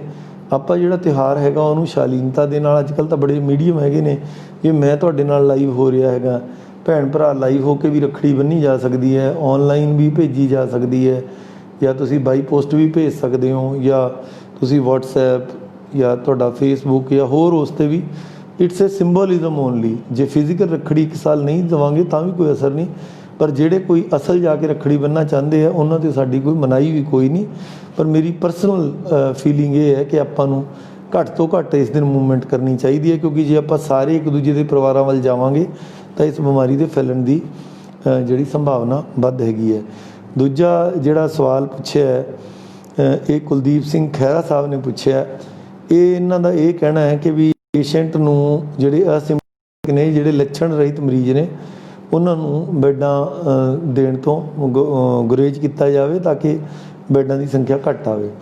ਦੇਖੋ ਸਰਦਾਰ ਕੁਲਦੀਪ ਸਿੰਘ ਖਹਿਰਾ ਜੀ, ਇਹ ਤੁਹਾਡੀ ਗੱਲ ਬਿਲਕੁਲ ਠੀਕ ਹੈ, ਬਟ ਇਸ 'ਚ ਦੋਨੇ ਪੱਖ ਨੇ। ਅਗਰ ਕੋਈ ਅਸਿਮਟੋਮੈਟਿਕ ਹੈ ਉਹਦਾ ਇਹ ਮਤਲਬ ਵੀ ਨਹੀਂ ਉਹ ਘਰੇ ਬਹਿ ਜਾਵੇ, ਉਹਨਾਂ ਨੂੰ ਇਹ ਚਾਹੀਦਾ ਕਿ ਆਪਦਾ ਟੈਸਟ ਕਰਾਉਣ। ਸਾਡੇ ਸਰਕਾਰੀ ਜਿਹੜੇ 3 ਸੈਂਟਰ ਪਹਿਲਾਂ ਚੱਲਦੇ ਸੀ ਔਰ 3 ਸੈਂਟਰ ਕੱਲ੍ਹ ਅਸੀਂ ਜਿਹੜੇ ਸਾਡੇ CSC ਹੈਗੇ ਨੇ ਉੱਥੇ ਵੀ ਅਸੀਂ ਟੈਸਟਿੰਗ ਸਟਾਰਟ ਕਰਤੀ ਹੈ। 6 ਸੈਂਟਰ ਸਾਡੇ ਚੱਲ ਰਹੇ ਆ, ਔਰ ਇਸ ਤੋਂ ਇਲਾਵਾ DMC ਅਤੇ ਕੁਝ ਹੋਰ ਪ੍ਰਾਈਵੇਟ ਲੈਬਾਂ ਦੇ ਵਿੱਚ ਜਿਹੜਾ ਇਹਦਾ ਪੇਡ ਟੈਸਟ ਵੀ ਹੋ ਰਿਹਾ। ਸੋ ਸਾਰੇ ਆਪਦੇ ਟੈਸਟ ਕਰਾਉਣ। ਟੈਸਟ ਕਰਾਉਣ ਤੋਂ ਬਾਅਦ ਜੇ ਕਿਸੇ 'ਚ ਲੱਛਣ ਰਹਿਤ ਹੈਗਾ, ਬਹੁਤ ਵੱਡੀ ਕੇਸ ਜਿਹੜੇ ਹੈਗੇ ਆ ਜਿਹਨੂੰ ਆਪਾਂ ਹੋਮ ਆਈਸੋਲੇਸ਼ਨ ਕਹਿੰਦੇ ਹਾਂ। ਹੋਮ ਆਈਸੋਲੇਸ਼ਨ ਦਾ ਪੰਜਾਬੀ 'ਚ ਮਤਲਬ ਹੈ ਵੀ ਘਰ ਵਿੱਚ ਇਕਾਂਤਵਾਸ। ਅਗਰ ਬੰਦੇ ਦੇ ਘਰ 'ਚ ਉਹਦਾ ਕਮਰਾ ਇਕੱਲਾ ਹੈ, ਉਹਦੇ ਨਾਲ ਬਾਥਰੂਮ ਲੱਗਿਆ, ਦੂਜੇ ਪਰਿਵਾਰਕ ਮੈਂਬਰਾਂ ਨੂੰ ਇਹ ਬਿਮਾਰੀ ਨਹੀਂ ਫੈਲੂਗੀ, ਚੰਗਾ ਖੁੱਲ੍ਹਾ ਹਵਾਦਾਰ ਘਰ ਹੈ, ਤਾਂ ਉਹਨੂੰ ਘਰ ਇਕਾਂਤਵਾਸ 'ਚ ਵੀ ਰੱਖਿਆ ਜਾ ਸਕਦਾ ਹੈ। ਹੁਣ ਲੋਕਾਂ ਦਾ ਅੱਗੇ ਜਾ ਕੇ ਇੱਕ ਹੋਰ ਇਹੀ ਸਵਾਲ ਸੀਗਾ ਕਿ ਵੀ ਇਕਾਂਤਵਾਸ ਲੈਣ ਦਾ ਤਰੀਕਾ ਕੀ ਹੈ। ਜਿਹੜਾ ਵੀ ਕੋਈ ਮਰੀਜ਼ ਹੈਗਾ, ਜਦੋਂ ਪੋਜ਼ੀਟਿਵ ਆ ਗਿਆ ਉਹਨੇ ਇਕਾਂਤਵਾਸ ਲੈਣਾ, ਤਾਂ ਉਹਨੇ ਸਿਵਲ ਸਰਜਨ ਸਾਹਿਬ ਨੂੰ ਜਾ ਕੇ ਇੱਕ ਅਰਜੀ ਦੇਣੀ ਹੈ। ਉਹ ਮੈਰੀਟੋਰੀਅਸ ਸਕੂਲ ਜਾਂ ਸਿਵਲ ਹਸਪਤਾਲ 'ਚ ਜਾ ਕੇ ਦੇ ਸਕਦਾ। ਉਸ ਤੋਂ ਬਾਅਦ ਦੇਖੋ 2 ਪ੍ਰੋਸੀਜਰ ਨੇ। ਅਗਰ ਕਿਸੇ ਬੰਦੇ 'ਚ ਲੱਛਣ ਹੈ ਨੇ ਕਿ ਨਹੀਂ ਨੇ, ਇਹ ਮੈਂ ਜਾਂ ਤੁਸੀਂ ਨਹੀਂ ਡਿਸਾਈਡ ਕਰ ਸਕਦੇ, ਕਿਉਂਕਿ ਇਹ ਤਾਂ ਨੀਮ ਹਕੀਮ ਖਤਰੇ ਜਾਣ ਵਾਲੀ ਗੱਲ ਹੈ। ਇਹ ਡਾਕਟਰ ਨੇ ਡਿਸਾਈਡ ਕਰਨਾ। ਉਹ 'ਚ 2 ਅਨੈਕਸ਼ਰ ਨੇ। ਇੱਕ ਅਨੈਕਸ਼ਰ 'ਚ ਬੰਦੇ ਨੇ ਕਹਿਣਾ ਹੈਗਾ ਕਿ ਵੀ ਹਾਂ ਮੈਂ ਘਰੇ ਜਾਣਾ ਚਾਹੁੰਦਾ। ਦੂਜੇ ਅਨੈਕਸ਼ਰ 'ਚ ਡਾਕਟਰ ਸਾਹਿਬ ਨੇ ਦੇਖਣਾ ਕਿ ਹਾਂ ਇਹ ਬੰਦਾ ਕੋਮੋਰਬਿਡ ਨਹੀਂ ਹੈਗਾ। ਕੋਮੋਰਬਿਡ ਦਾ ਭਾਵ ਹੈ ਕਿ ਇਹਨੂੰ ਕੋਈ ਗੰਭੀਰ ਕਿਸਮ ਦੀ ਬਿਮਾਰੀ, ਜਿਵੇਂ ਕਿ ਸ਼ੂਗਰ, ਹਾਈ ਬਲੱਡ ਪ੍ਰੈਸ਼ਰ ਬਹੁਤ ਉੱਚੇ ਦਰਜੇ ਦਾ, ਕੋਈ ਓਬੇਸਿਟੀ, ਬਹੁਤ ਜ਼ਿਆਦਾ ਮੋਟਾਪਾ, ਜਾਂ ਸਾਹ ਦੀ ਬਿਮਾਰੀ, ਜਾਂ ਕੋਈ ਕੈਂਸਰ ਦੀ ਬਿਮਾਰੀ, ਜਾਂ ਕੋਈ ਡਾਇਲਿਸਿਸ ਜਾਂ ਕਿਡਨੀਆਂ ਦੀ ਬਿਮਾਰੀ ਤਾਂ ਨਹੀਂ। ਕਿਉਂਕਿ ਇਹ ਜਿਹੜੇ ਬੰਦੇ ਨੇ ਆ ਕੋਈ ਬਹੁਤ ਜ਼ਿਆਦਾ ਬਿਰਧ ਉਮਰ ਦੇ ਲੋਕ ਨੇ, ਉਹਨਾਂ ਨੂੰ ਜਦੋਂ ਕਰੋਨਾ ਹੁੰਦਾ ਇਹਨੂੰ ਕੋਮੋਰਬਿਡ ਕਹਿੰਦੇ ਆ। ਕੋਮੋਰਬਿਡ ਦਾ ਪੰਜਾਬੀ 'ਚ ਕੋ ਦਾ ਮਤਲਬ ਨਾਲ, ਮੋਰਬਿਡ ਮਤਲਬ ਐਸੀ ਸਥਿਤੀ ਜਿਹੜੀ ਕਿ ਤੁਹਾਡੀ ਜਾਨ ਨੂੰ ਖਤਰਾ ਪਾਵੇ। ਕੋਮੋਰਬਿਡ ਦਾ ਭਾਵ ਹੈ ਕਿ ਇਸ ਤਰ੍ਹਾਂ ਦੀਆਂ ਗੰਭੀਰ ਬਿਮਾਰੀਆਂ 'ਤੇ ਉੱਪਰੋਂ ਨਿੰਮ ਕਰੇਲਾ ਚੜ੍ਹਿਆ। ਅਤੇ ਉਹ ਗੱਲ ਇਹ ਹੈ ਵੀ ਜੇ ਕਰੋਨਾ ਨਾਲ ਹੋ ਜਾਵੇ ਤਾਂ ਖਤਰਾ ਜ਼ਿਆਦਾ। ਐਸੇ ਕੇਸਾਂ 'ਚ ਅਲਾਓ ਨਹੀਂ ਕਰਦੇ। ਜਦੋਂ ਇਹ ਸਟੇਜ ਵੀ ਬੰਦਾ ਪਾਰ ਕਰ ਜਾਂਦਾ, ਡਾਕਟਰ ਨੂੰ ਇਹ ਲੱਗਦਾ ਕਿ ਇਹਨੂੰ ਕੋਈ ਕੋਮੋਰਬਿਡ ਜਾਂ ਗੰਭੀਰ ਬਿਮਾਰੀ ਨਹੀਂ ਹੈਗੀ, ਉਸ ਤੋਂ ਬਾਅਦ ਸਾਡਾ ਐਗਜ਼ੈਕਟਿਵ ਮੈਜਿਸਟ੍ਰੇਟ ਜਿਹੜਾ ਹੈਗਾ ਘਰ ਜਾ ਕੇ ਤਸਦੀਕ ਕਰਦਾ, ਜਿਸ 'ਚ ਕਿ ਅਸੀਂ ਖੇਤੀਬਾੜੀ ਅਫਸਰਾਂ ਦੀ ਡਿਊਟੀ ਲਗਾਈ ਹੈ। ਉਹ ਜਾ ਕੇ ਦੇਖਦੇ ਨੇ ਕਿ ਇਹਦੇ ਘਰੇ ਅਲੱਗ ਕਮਰਾ ਹੈਗਾ। ਜਦੋਂ ਉਹ ਵੀ ਸਰਟੀਫਾਈ ਨੂੰ ਜਿਹੜਾ ਹੈਗਾ ਅਸੀਂ ਹੋਮ ਆਈਸੋਲੇਸ਼ਨ ਕਰ ਦਿੰਦੇ ਹਾਂ। ਹੁਣ ਕਈ ਵੀਰ ਭੈਣਾਂ ਸਾਡੇ ਕੋਲ ਸਿਫਾਰਿਸ਼ ਵੀ ਪਾਉਂਦੇ ਨੇ ਔਰ ਕਈ ਕਾਹਲ ਕਰਦੇ ਨੇ। ਹੁਣ ਤੁਸੀਂ ਇਹ ਦੇਖੋ ਕਿ ਵੀ ਇੰਨੇ ਮਰੀਜ਼ ਹਰ ਰੋਜ਼ ਦੇ 120 ਤੋਂ 150 ਆ ਰਹੇ ਨੇ। ਇਹਨਾਂ 'ਚੋਂ ਲਗਭਗ 70-80 ਬੰਦੇ ਐਸੇ ਹੈ ਜਿਹੜੇ ਕਿ ਹੋਮ ਆਈਸੋਲੇਸ਼ਨ ਚਾਹੁੰਦੇ ਹੈ। ਹੁਣ ਹਰ ਬੰਦੇ ਨੂੰ ਡਾਕਟਰ ਨੇ ਚੈੱਕ ਕਰਨਾ ਔਰ ਉਹਦੇ ਘਰੇ ਜਾ ਕੇ ਇਸ ਚੀਜ਼ ਨੂੰ ਦੇਖਣਾ, ਇਸ ਚੀਜ਼ ਨੂੰ ਥੋੜ੍ਹਾ ਜਿਹਾ ਸਮਾਂ ਲੱਗਦਾ ਹੈਗਾ। Please beer with us. ਜਿਹੜੇ ਡਾਕਟਰਸ ਵੀ ਨੇ ਜਾਂ ਆਫਿਸਰਸ ਵੀ ਨੇ, ਉਹ ਪਿਛਲੇ 3-4-5 ਮਹੀਨਿਆਂ ਤੋਂ ਲਗਾਤਾਰ ਦਿਨ ਰਾਤ ਕੰਮ ਕਰ ਰਹੇ ਨੇ। ਕੋਈ ਕਿਸੇ ਦੇ ਮਨ 'ਚ ਮੰਦ ਭਾਵਨਾ ਨਹੀਂ ਵੀ ਕਿਸੇ ਦਾ ਨੁਕਸਾਨ ਹੋਵੇ। ਇਹ ਹੋ ਸਕਦਾ ਕਿ ਰਸ਼ ਆਫ ਵਰਕ ਕਰਕੇ ਐਟ ਏ ਟਾਈਮ ਇੰਨੇ ਕੇਸ ਆਉਣ ਕਰਕੇ ਔਰ ਪੂਰੇ ਲੁਧਿਆਣਾ 'ਚ ਸਪਰੈਡ ਆਊਟ ਹੋਣ ਕਰਕੇ ਥੋੜ੍ਹਾ ਬਹੁਤ ਸਮਾਂ ਲੱਗ ਜੇ। ਬਟ ਇੱਕ ਮੈਂ ਤੁਹਾਨੂੰ ਗਰੰਟੀ ਦਵਾਉਂਦਾ ਕਿ ਇਸ 'ਚ ਕੁਝ ਘੰਟਿਆਂ ਤੋਂ ਲੈ ਕੇ 1 ਦਿਨ ਤੋਂ ਵੱਧ ਸਮਾਂ ਨਹੀਂ ਲੱਗਦਾ। ਔਰ ਇੰਨਾ ਤੁਸੀਂ ਵੀ ਸਮਝੋਗੇ ਕਿ ਜਸਟੀਫਾਈਡ ਆ ਅਗਰ ਇਸ ਕੰਮ ਨੂੰ ਚੰਗੇ ਤਰੀਕੇ ਕਰਨਾ। ਬਟ ਜਿਹੜੇ ਲੋਕਾਂ 'ਚ ਲੱਛਣ ਨਹੀਂ ਹੈਗੇ ਉਹਨਾਂ ਨੂੰ ਅਸੀਂ ਘਰਾਂ 'ਚ ਭੇਜ ਰਹੇ ਹਾਂ। ਜਿਹੜੇ ਲੋਕਾਂ ਦੇ ਘਰੇ ਅਲੱਗ ਕਮਰੇ ਨਹੀਂ ਹੈਗੇ, ਵਿਹੜਿਆਂ 'ਚ ਰਹਿੰਦੇ ਨੇ, ਇੱਕ ਕਮਰੇ 'ਚ 7-7 ਲੋਕ ਰਹਿੰਦੇ ਨੇ, ਉਹਨਾਂ ਨੂੰ ਮਜਬੂਰਨ ਸਾਨੂੰ ਆਪਦੇ ਕੁਆਰੰਟਾਈਨ ਜਾਂ ਆਈਸੋਲੇਸ਼ਨ ਸੈਂਟਰ 'ਚ ਰੱਖਣਾ ਪੈਂਦਾ। ਉਹ ਇਸ ਤਰ੍ਹਾਂ ਦੇ ਹੈਗੇ ਜਿਹੜੇ ਘੱਟ ਗੰਭੀਰ ਕਿਸਮ ਦੇ ਲੋਕ ਨੇ, ਉਹਨਾਂ ਨੂੰ ਮੈਰੀਟੋਰੀਅਸ ਸਕੂਲ ਜਾਂ PIU ਦੇ ਹੋਸਟਲਾਂ ਦੇ ਵਿੱਚ ਅਸੀਂ ਲੈਵਲ 1 ਦੇ ਹੋਸਟਲ ਬਣਾਏ ਨੇ, ਉੱਥੇ ਰੱਖਦੇ ਹਾਂ। ਫਿਰ ਜਿਹੜਿਆਂ ਨੂੰ ਸਿੰਪਲ ਆਕਸੀਜਨ ਦੀ ਲੋੜ ਹੈ ਉਹਨਾਂ ਨੂੰ ਸਿਵਲ ਹਸਪਤਾਲ 'ਚ, ਜਿਹੜੇ ਜ਼ਿਆਦਾ ਗੰਭੀਰ ਨੇ ਟਰਸ਼ਰੀ ਕੇਅਰ ਜਿਹਨੂੰ ਕਹਿੰਦੇ ਹਾਂ ਉਹਨਾਂ ਨੂੰ ਰਜਿੰਦਰਾ ਹਸਪਤਾਲ ਜਾਂ CMC 'ਚ ਰੱਖਦੇ ਹਾਂ। ਜਾਂ ਜਿਹੜੇ ਵੀਰ ਭੈਣਾਂ ਪ੍ਰਾਈਵੇਟ 'ਚ ਜਾਣਾ ਚਾਹੁੰਦੇ ਆ ਉੱਥੇ ਵੀ ਅਸੀਂ ਅਲਾਓ ਕਰਦੇ ਹਾਂ।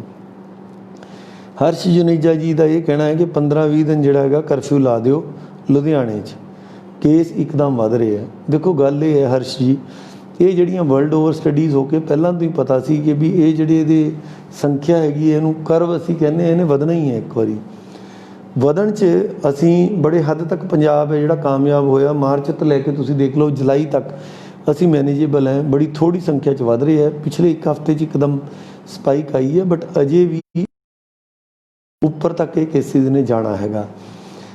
ਹੁਣ ਆਪਾਂ ਕਿਸੇ ਸਮਾਜ ਨੂੰ ਬੰਦ ਕਰਕੇ ਕਿੰਨੀ ਦੇਰ ਤੱਕ ਰੱਖ ਸਕਦੇ ਹਾਂ, ਇਹ ਆਪਾਂ ਇੱਕ ਅੰਦਾਜ਼ਾ ਲਗਾਉਣਾ ਹੁੰਦਾ। ਜਦੋਂ ਲੋਕਾਂ ਨੂੰ ਐਜੂਕੇਟ ਕਰਨਾ ਸੀ, ਦੱਸਣਾ ਸੀ, ਆਪਾਂ ਲੋਕਡਾਊਨ ਵੀ ਕੀਤਾ।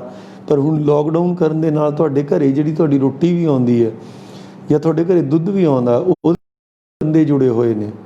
ਜਿਹੜਾ ਮੱਝਾਂ ਰੱਖਣ ਵਾਲਾ ਉਹ ਵੀ ਜੁੜਿਆ ਹੈ, ਜਿਹੜਾ ਵੈਟਰਨਰੀ ਡਾਕਟਰ ਉਹ ਵੀ ਜੁੜਿਆ ਹੈ, ਜਿਹੜਾ ਦਵਾਈਆਂ ਦਿੰਦਾ ਕੈਮਿਸਟ ਹੈ ਉਹ ਵੀ ਜੁੜਿਆ ਹੈ, ਜਿਹੜੀ ਖਲ ਆਉਂਦੀ ਹੈ ਉਹ ਵੀ ਜੁੜਿਆ, ਜਿੱਥੋਂ ਪੱਠੇ ਵੱਢ ਕੇ ਲਿਆਉਂਦੇ ਆ ਉਹ ਵੀ ਜੁੜਿਆ, ਜਿੱਥੋਂ ਦੁੱਧ ਢੋ ਕੇ ਲਿਆਉਂਦੇ ਆ ਉਹ ਵੀ ਜੁੜਿਆ, ਔਰ ਜਿਹੜਾ ਬੰਦਾ ਤੁਹਾਡੇ ਘਰੇ ਦੇ ਕੇ ਜਾਂਦਾ ਉਹ ਵੀ ਜੁੜਿਆ। ਮਤਲਬ 100 ਬੰਦੇ ਬਣ ਜਾਂਦੇ ਆ ਤਾਂ 1 ਕਿਲੋ ਦੁੱਧ ਤੁਹਾਡੇ ਘਰੇ ਆਉਂਦਾ। ਐਵੇਂ ਜ਼ਿਕਰ ਹੀ ਰੋਟੀ ਵੀ ਤੁਹਾਡੇ ਘਰੇ ਇੱਦਾਂ ਹੀ ਆਉਂਦੀ ਹੈ, ਸਬਜ਼ੀ ਵੀ ਇੱਦਾਂ ਹੀ ਆਉਂਦੀ ਹੈ, ਅਖਬਾਰ ਵੀ ਇੱਦਾਂ ਹੀ ਆਉਂਦਾ। ਤੁਸੀਂ ਕਰੋ ਤੁਹਾਡਾ ਇੰਟਰਨੈਟ ਵੀ ਜੇ ਆਉਂਦਾ ਤੁਹਾਡੇ ਘਰੇ, ਜੇ ਬਿਜਲੀ ਆਉਂਦੀ ਆ, ਪੱਖਾ ਚੱਲ ਰਿਹਾ, AC ਚੱਲ ਰਿਹਾ, ਇਹਦੇ ਲਈ ਸੈਂਕੜੇ ਹਜ਼ਾਰਾਂ ਲੋਕ ਹੈ ਜਿਹੜੇ ਥਰਮਲ ਪਲਾਂਟਾਂ 'ਚ ਦਿਨ ਰਾਤ ਕੰਮ ਕਰ ਰਹੇ ਆ, ਜਾਂ ਤੁਹਾਡਾ AC ਠੀਕ ਕਰਨ ਵਾਲਾ। ਮਤਲਬ ਮੇਰਾ ਕਹਿਣ ਦਾ ਮਤਲਬ ਹੈ ਕਿ ਇਹ ਸੰਸਾਰ ਬੜਾ ਛੋਟਾ। ਈਵਨ ਜਿਹੜਾ ਇੰਟਰਨੈਟ 'ਤੇ ਤੁਸੀਂ ਮੈਨੂੰ ਦੇਖ ਰਹੇ ਹੋ, ਇਹ ਇੰਟਰਨੈਟ ਤਾਂ ਚੱਲ ਰਿਹਾ ਵੀ ਸਾਹਮਣੇ ਕੈਮਰੇ ਵਾਲਾ ਇਹਨੂੰ ਆਪਰੇਟ ਕਰ ਰਿਹਾ, ਔਰ ਗੂਗਲ ਦਾ ਜਿਹੜਾ ਸਰਵਰ ਹੈ ਉਹ ਅਮਰੀਕਾ 'ਚ ਬੈਠ ਕੇ ਚੱਲ ਰਿਹਾ। ਸੋ ਇਸ ਚੀਜ਼ ਨੂੰ ਆਪਾਂ ਸਦਾ ਲਈ ਬੰਦ ਨਹੀਂ ਕਰ ਸਕਦੇ। ਮੈਂ ਪਿਛਲੀ ਵਾਰ ਵੀ ਕਿਹਾ ਸੀ, ਅੱਜ ਵੀ ਰਿਪੀਟ ਕਰ ਰਿਹਾ, ਆਪਣੀ ਜਿਹੜੀ ਜ਼ਿੰਦਗੀ ਹੈ ਇਹ ਇੱਕ ਮੱਕੜੀ ਦੇ ਜਾਲੇ ਵਾਂਗੂ ਇੱਕ ਦੂਜੇ ਨਾਲ ਜੁੜੀ ਹੋਈ ਹੈ। ਥੋੜ੍ਹੇ ਸਮੇਂ ਲਈ ਇਹਨੂੰ ਬੰਦ ਕੀਤਾ ਜਾ ਸਕਦਾ ਸੀ, ਉਹ ਸਰਕਾਰ ਕਰ ਚੁੱਕੀ ਹੈ। ਫਿਲਹਾਲ ਲੋਕਡਾਊਨ ਦੀ ਸਥਿਤੀ ਹੈ ਨਹੀਂ ਔਰ ਨਾ ਹੀ ਆਪਾਂ ਇਸ ਪਾਸੇ ਜਾ ਰਹੇ ਹਾਂ। ਸਾਡੀ ਜਿਹੜੀ ਮਿਸ਼ਨ ਫਤਿਹ ਦੀ ਮੇਨ ਏਮ ਇਹ ਹੈ ਕਿ ਲੋਕਾਂ ਦਾ ਜੀਵਨ ਚੱਕਰ ਵੀ ਚੱਲਦਾ ਰਹੇ, ਉਹਨਾਂ ਦੀ ਕਮਾਈ ਰੁਜ਼ਗਾਰ ਵੀ ਚੱਲਦਾ ਰਹੇ। ਐਟ ਦਾ ਸੇਮ ਟਾਈਮ ਅਸੀਂ ਉਹਨਾਂ ਨੂੰ ਇੰਨਾ ਕੁ ਮੋਟੀਵੇਟ ਕਰ ਸਕੀਏ ਮਾਸਕ ਪਹਿਨਣ ਲਈ ਜਾਂ ਸੋਸ਼ਲ ਡਿਸਟੈਂਸਿੰਗ ਦੇ ਲਈ ਕਿ ਉਹ ਬਚੇ ਰਹਿਣ। ਔਰ ਮਾਰਕ ਮਾਈ ਵਰਡਸ, ਮੈਂ ਬਹੁਤ ਸਾਰੇ ਬੰਦਿਆਂ ਨੂੰ ਦੇਖ ਰਿਹਾ ਕਿ ਜਿਹੜੇ ਇਸ ਯੁੱਧ 'ਚ ਲੜ ਰਹੇ ਨੇ, ਬਹੁਤ ਡਾਕਟਰਸ ਨੇ, ਨਰਸਿਸ ਨੇ, ਤਾਂ ਹੀ ਇਹ ਸਿਸਟਮ ਖੜਾ ਹੈ। ਉਹ ਸਿਰਫ ਪ੍ਰੀਕਾਸ਼ਨਸ ਦੇ ਸਿਰ 'ਤੇ ਖੜਿਆ। ਇਹ ਲੋਕ ਨਹੀਂ ਤਾਂ ਅੱਜ ਤੱਕ ਸਾਰੇ ਹੀ ਬਿਮਾਰ ਪੈ ਜਾਂਦੇ। ਸੋ ਮੇਰੀ ਤੁਹਾਨੂੰ ਬੇਨਤੀ ਹੈ ਕਿ ਪ੍ਰੀਕਾਸ਼ਨਸ ਲਓ ਔਰ ਜਿਹੜਾ ਬੰਦਾ ਅਫੋਰਡ ਕਰ ਸਕਦਾ ਉਹ ਬਹਿ ਜਾਵੇ ਘਰੇ। ਜੇ ਕਿਸੇ ਨੂੰ ਲੱਗਦਾ ਹੈਗਾ ਕਿ ਵੀ ਬਿਨਾਂ ਆਫਿਸ ਜਾਏ ਜਾਂ ਬਿਨਾਂ ਦੁਕਾਨ 'ਤੇ ਜਾਏ ਜਾਂ ਕਿਸੇ ਦੀ ਕੋਈ ਇਸ ਤਰ੍ਹਾਂ ਦੀ ਫਾਈਨੈਂਸ਼ੀਅਲ ਹਾਲਤ ਇਸ ਤਰ੍ਹਾਂ ਦੀ ਹੈਗੀ ਹੈ, ਬਹਿ ਸਕਦਾ ਹੈਗਾ, ਉਹ ਜ਼ਰੂਰ ਆਪਦਾ ਬਚਾਅ ਕਰੇ ਔਰ ਪਰਿਵਾਰ ਦੇ ਉਹੀ ਬੰਦੇ ਬਾਹਰ ਜਾਣ ਜਿਨ੍ਹਾਂ ਤੋਂ ਬਗੈਰ ਸਰਦਾ ਨਹੀਂ ਹੈ। ਉਸ ਤੋਂ ਅੱਗੇ ਰਾਹੁਲ ਗੁਪਤਾ ਜੀ ਕਹਿੰਦੇ ਹੈ ਕਿ ਵੀ ਕਿਹੜੀਆਂ ਦੁਕਾਨਾਂ ਸੰਡੇ ਨੂੰ ਓਪਨ ਨੇ। ਮੈਂ ਦੱਸਦਾ, ਪਰਮਜੀਤ ਕੌਰ ਮੈਡਮ ਕਹਿੰਦੇ ਹੈ ਕਿ 8 ਵਜੇ ਤੋਂ ਬਾਅਦ ਜਿਹੜੀ ਵਾਇਲੇਸ਼ਨ ਹੈ ਉਹਦਾ ਕੀ ਕਰੋਗੇ। 8 ਵਜੇ ਤੋਂ ਬਾਅਦ ਜਿਹੜੀ ਹੈਗੀ ਹੈ ਪੁਲਿਸ ਆਲਰੇਡੀ ਚੈੱਕ ਕਰ ਰਹੀ ਹੈ ਮੈਮ, ਇਟਸ ਇਲੀਗਲ। ਫਿਰ ਕਈ ਲੋਕ ਇਹ ਸਵਾਲ ਕਰਦੇ ਆ ਕਿ ਵੀ ਪੌਣੇ 8 ਵਜੇ ਕਿਉਂ ਨਹੀਂ ਬੰਦ ਹੁੰਦੀਆਂ, 6 ਵਜੇ ਕਿਉਂ ਨਹੀਂ ਬੰਦ ਹੁੰਦੀਆਂ, 8:30 ਵਜੇ ਤੋਂ ਬਾਅਦ ਕਰੋਨਾ ਕੀ ਖਤਮ ਹੋ ਜਾਂਦਾ। ਹੁਣ ਗੱਲ ਇਹ ਹੈ, ਸਮਵੇਅਰ ਵੀ ਹੈਵ ਟੂ ਡਰਾ ਏ ਲਾਈਨ। ਸਰਕਾਰ ਨੇ ਕੋਈ ਸਮਾਂ ਤਾਂ ਨਿਸ਼ਚਿਤ ਕਰਨਾ ਹੀ ਸੀ। ਪਹਿਲਾਂ 6 ਕੀਤਾ, ਲੋਕਾਂ ਨੇ ਕਿਹਾ ਬਿਜ਼ਨਸ ਘੱਟ ਹੁੰਦਾ, 7 ਕਰਤਾ।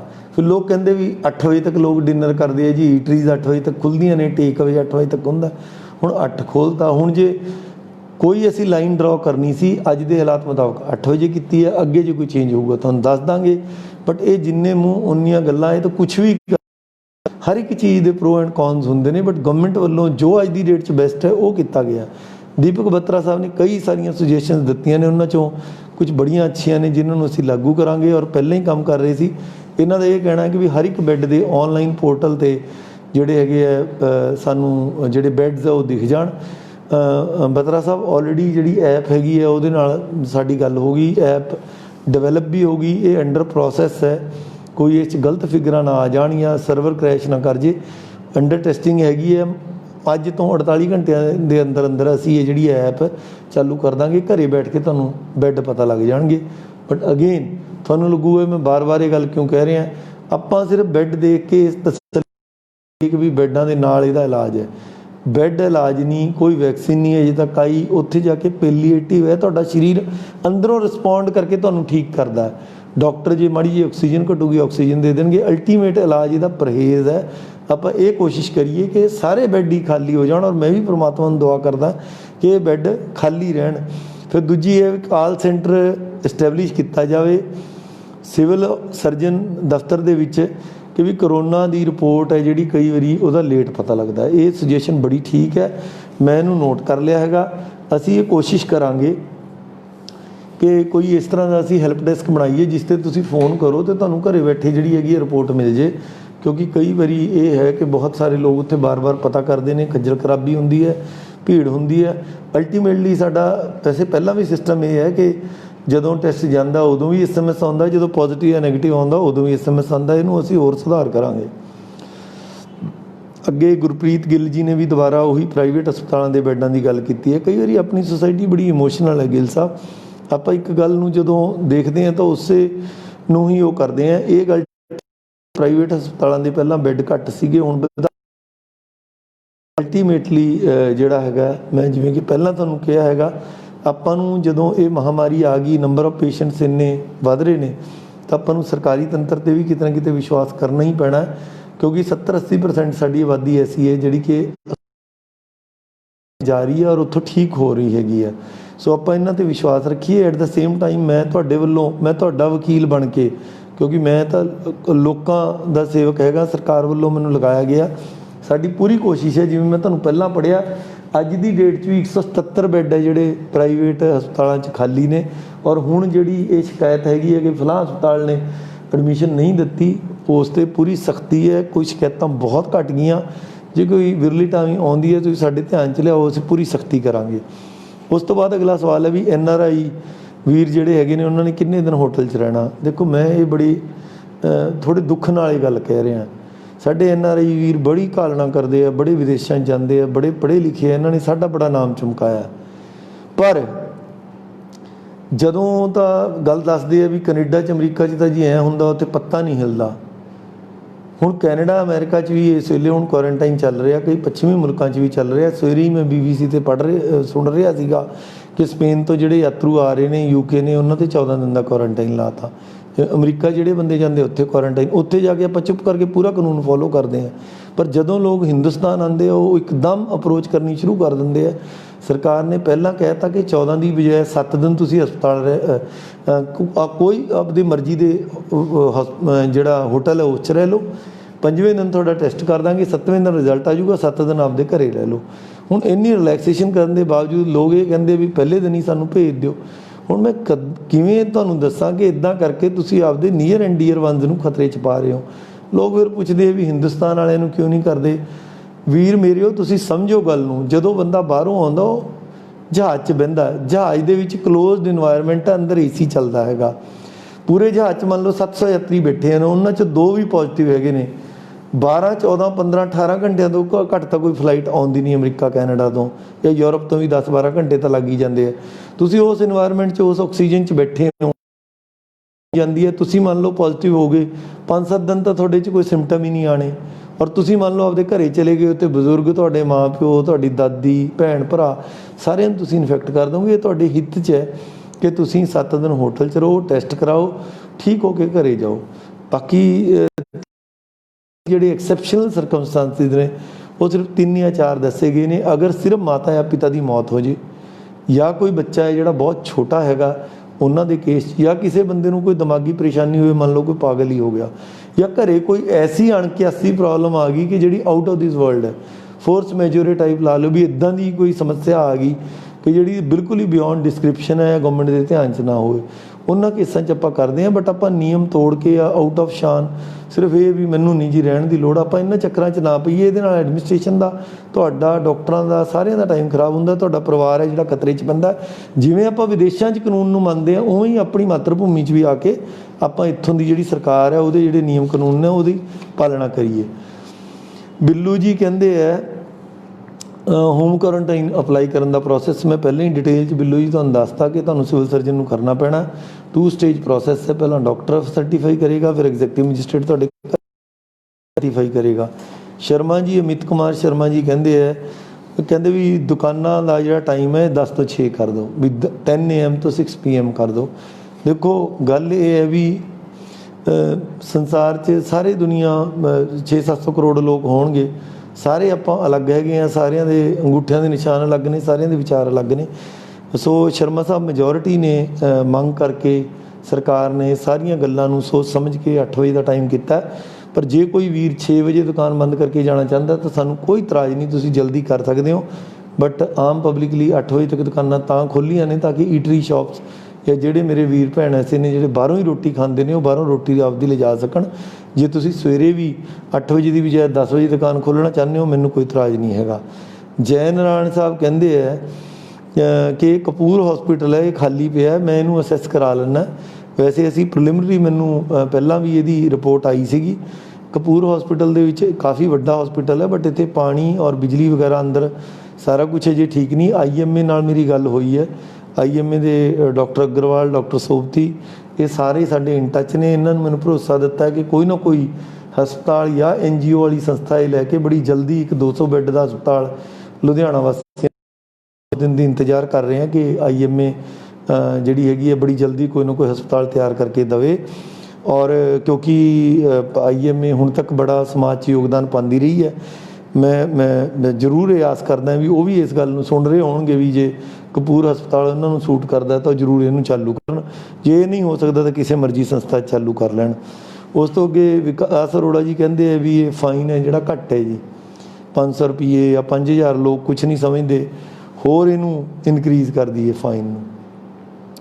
ਦੇਖੋ ਵਿਕਾਸ ਸਾਹਿਬ, ਗੱਲ ਇਹ ਹੈ ਕਿ ਸੱਭਿਅ ਸਮਾਜ ਉਹ ਹੈ ਜਿਹੜਾ ਆਪਦੇ ਆਪ, ਮਤਲਬ ਇੱਕ ਪੰਜਾਬੀ 'ਚ ਗੱਲ ਕਹਿੰਦੇ ਆ ਵੀ ਜਿਹਨੇ ਬੈਠਿਆ ਨਹੀਂ ਦੇਖਿਆ ਉਹ ਖੜਿਆ ਵੀ ਨਹੀਂ ਦੇਖੂਗਾ। ਮਤਲਬ ਜਿਹਦੇ 'ਤੇ ਮੂੰਹ ਦੇ ਕਹੇ ਦਾ ਅਸਰ ਨਹੀਂ, ਉਹਨੂੰ ਕਿੰਨੀ ਸਜ਼ਾ ਨਾਲ ਲੋਕ ਠੀਕ ਹੁੰਦੇ ਤਾਂ ਅੱਜ ਤੱਕ ਨਾ ਕੋਈ ਚੋਰੀ ਨਾ ਹੁੰਦੀ, ਨਾ ਡਕੈਤੀ ਹੁੰਦੀ। ਹਰ ਚੀਜ਼ ਦੀ ਸਜ਼ਾ ਹੈਗੀ ਹੈ। ਜਿਹੜੀ ਇਹ ਸਜ਼ਾ ਹੈਗੀ ਹੈ ਸਾਡੀ ਚੇਤਨਾ ਨੂੰ ਅਤੇ ਸਾਡੇ ਅੰਤਰ ਮਨ ਨੂੰ ਉਘਾੜਨ ਲਈ ਹੁੰਦੀ ਹੈ। ਸਰਕਾਰ ਇੱਕ ਤਰ੍ਹਾਂ ਨਾਲ ਤੁਹਾਨੂੰ ਚੇਤਾਉਂਦੀ ਹੈ ਕਿ ਤੁਸੀਂ ਗਲਤ ਕਰ ਰਹੇ ਹੋ, ਔਰ ਸਮਾਜ ਤੁਹਾਡੇ ਇਸ ਵਰਤਾਰੇ ਦੀ ਜਿਹੜੀ ਹੈਗੀ ਹੈ ਗਵਾਹੀ ਨਹੀਂ ਭਰਦਾ। ਸੋ ਤੁਹਾਡੀ ਗੱਲ ਠੀਕ ਹੈ, ਆਲਰੇਡੀ ਪੁਲਿਸ ਕਾਫੀ ਚਲਾਨ ਕਰ ਰਹੀ ਹੈ, ਔਰ ਇਸ 'ਤੇ ਵੀ ਦੋ ਮੱਤ ਹੈਗੇ ਨੇ। ਕਈ ਲੋਕ ਕਹਿੰਦੇ ਹੈ ਜੀ ਵੀ ਗਰੀਬਾਂ ਦਾ ਦੋਨ ਹੋ ਰਿਹਾ, 5000 ਦੀ ਤਾਂ ਉਹਦੀ ਸਕੂਟੀ ਨਹੀਂ ਹੁੰਦੀ, 5000 ਦਾ ਤੁਸੀਂ ਚਲਾਨ ਕਰ ਦਿੰਦੇ ਹੋ। ਇਹ ਆਪਾਂ ਇੱਦਾਂ ਹੀ ਸਮਾਜ 'ਚ ਕਈ ਵਿਚਾਰ ਚੱਲਦੇ ਰਹਿੰਦੇ ਹੈਗੇ ਆ, ਪਰ ਮੇਰੀ ਤਾਂ ਉਹ ਦਿਨ ਦੀ ਕਾਮਨਾ ਹੈ ਵੀ ਸਾਨੂੰ ਕਿਸੇ ਦਾ ਚਲਾਨ ਕਰਨਾ ਹੀ ਨਾ ਪਵੇ। ਸਾਰੇ ਆਪਾਂ ਜ਼ਿੰਮੇਵਾਰੀ ਨਾਲ ਆਪਣਾ ਮਾਸਕ ਵਗੈਰਾ ਪਾਈਏ। ਬਟ ਮੈਂ CP ਸਾਹਿਬ ਨਾਲ ਔਰ ਦੋਨੇ SSP ਸਾਹਿਬਾਨ ਨਾਲ ਟੇਕ ਅਪ ਕਰੂੰਗਾ। ਉਹ ਪਹਿਲਾਂ ਹੀ ਬੜੀ ਮਿਹਨਤ ਨਾਲ ਪੁਲਿਸ ਲਾਈਨ ਇਨਫੋਰਸਮੈਂਟ ਕਰਾ ਰਹੇ ਆ, ਅਸੀਂ ਹੋਰ ਮਿਹਨਤ ਕਰਾਂਗੇ ਔਰ ਇਹ ਕੋਸ਼ਿਸ਼ ਕਰਾਂਗੇ ਕਿ ਜਿਹੜੇ 2-3-4% 90% ਲੋਕ ਤਾਂ ਕਾਨੂੰਨ ਮੰਨਦੇ ਹੀ ਹੈ, ਜਿਹੜੇ ਨਹੀਂ ਮੰਨਦੇ ਉਹਨਾਂ 'ਤੇ ਹੋਰ ਸਖਤੀ ਕੀਤੀ ਜਾਵੇ। ਇੱਕ ਅਜੇ ਚਨੋਏ ਸਾਹਿਬ ਕਹਿੰਦੇ ਨੇ ਕਿ ਵੀ ਮੇਰਾ ਪੈਲੇਸ ਤਾਂ ਬਹੁਤ ਵੱਡਾ 6000 ਸਕੁਅਰ ਫੀਟ ਦਾ, ਮੈਨੂੰ 50-100 ਬੰਦਿਆਂ ਦਾ ਫੰਕਸ਼ਨ ਕਰਨ ਦੀ ਆਗਿਆ ਕਿਉਂ ਨਹੀਂ ਦਿੰਦੇ। ਮੈਂ ਭੂਮਿਕਾ 'ਚ ਹੀ ਦੱਸਿਆ ਸੀ ਚਨੋਏ ਸਾਹਿਬ, ਗੱਲ ਇਹ ਹੈ ਵੀ ਜਿਹੜੀਆਂ ਚੀਜ਼ਾਂ ਆਪਾਂ ਅਵੋਇਡ ਕਰ ਸਕਦੇ ਹਾਂ ਉਹਨਾਂ ਨੂੰ ਅਵੋਇਡ ਕਰੀਏ। ਸਾਨੂੰ ਇਹ ਲੱਗਦਾ ਹੈ ਕਿ ਸੋਸ਼ਲ ਫੰਕਸ਼ਨ ਜਿਹੜੇ ਹੈਗੇ ਆ ਇਹ ਵੈਸੇ ਵੀ ਚੱਲਦੀ ਰਹੀ ਕਿ ਸਮਾਜਿਕ ਫੰਕਸ਼ਨਾਂ ਦੇ ਖਰਚੇ ਘੱਟ ਕਰੀਏ, ਘੱਟ ਬੰਦਿਆਂ ਨੂੰ ਬੁਲਾਈਏ। ਰੈਦਰ ਕਈ ਵਾਰੀ ਐਡਵਰਸਿਟੀ ਦੇ ਵਿੱਚੋਂ ਵੀ ਕੁਛ ਨਾ ਕੁਛ ਚੰਗੀ ਗੱਲ ਨਿਕਲ ਕੇ ਆਉਂਦੀ ਹੈ। ਨਾਓ ਇਟਸ ਦਾ ਟਾਈਮ ਕਿ ਆਪਾਂ ਨੂੰ ਸੋਸ਼ਲ ਫੰਕਸ਼ਨਸ ਅਤੇ ਗੈਦਰਿੰਗਸ ਘੱਟ ਕਰਨੀਆਂ ਚਾਹੀਦੀਆਂ ਨੇ। ਕਿਤੇ ਵਿਆਹ ਵਰਗੀਆਂ ਖੁਸ਼ੀਆਂ 'ਚ ਕਿਤੇ ਰੰਗ 'ਚ ਭੰਗ ਨਾ ਪੈ ਜਾਵੇ। ਇੱਕ ਜਗ੍ਹਾ ਮੈਂ ਪਿੱਛੇ ਜੇ ਖਬਰ ਪੜ੍ਹ ਰਿਹਾ ਸੀ ਵੀ ਲਾੜਾ ਬਿਮਾਰ ਸੀਗਾ, ਉਹ ਸਾਰੀ ਬਰਾਤ ਹੀ ਬਿਮਾਰ ਪੈ ਗਈ ਮੁੜ ਕੇ, ਮੱਧ ਪ੍ਰਦੇਸ਼ ਦੀ ਕਿੱਥੋਂ ਦੀ ਖਬਰ ਸੀ। ਆਪਾਂ ਅਜੇ ਇਸ ਗੱਲ ਤੋਂ ਥੋੜ੍ਹਾ ਜਿਹਾ ਗੁਰੇਜ਼ ਕਰੀਏ। ਨੋ ਡਾਊਟ ਤੁਹਾਡੇ ਕੋਲ ਜਗ੍ਹਾ ਜ਼ਿਆਦਾ ਹੋਊਗੀ, ਪਰ ਸਰਕਾਰੀ ਨਿਯਮ 30 ਬੰਦਿਆਂ ਦਾ ਹੀ ਹੈ ਜੀ।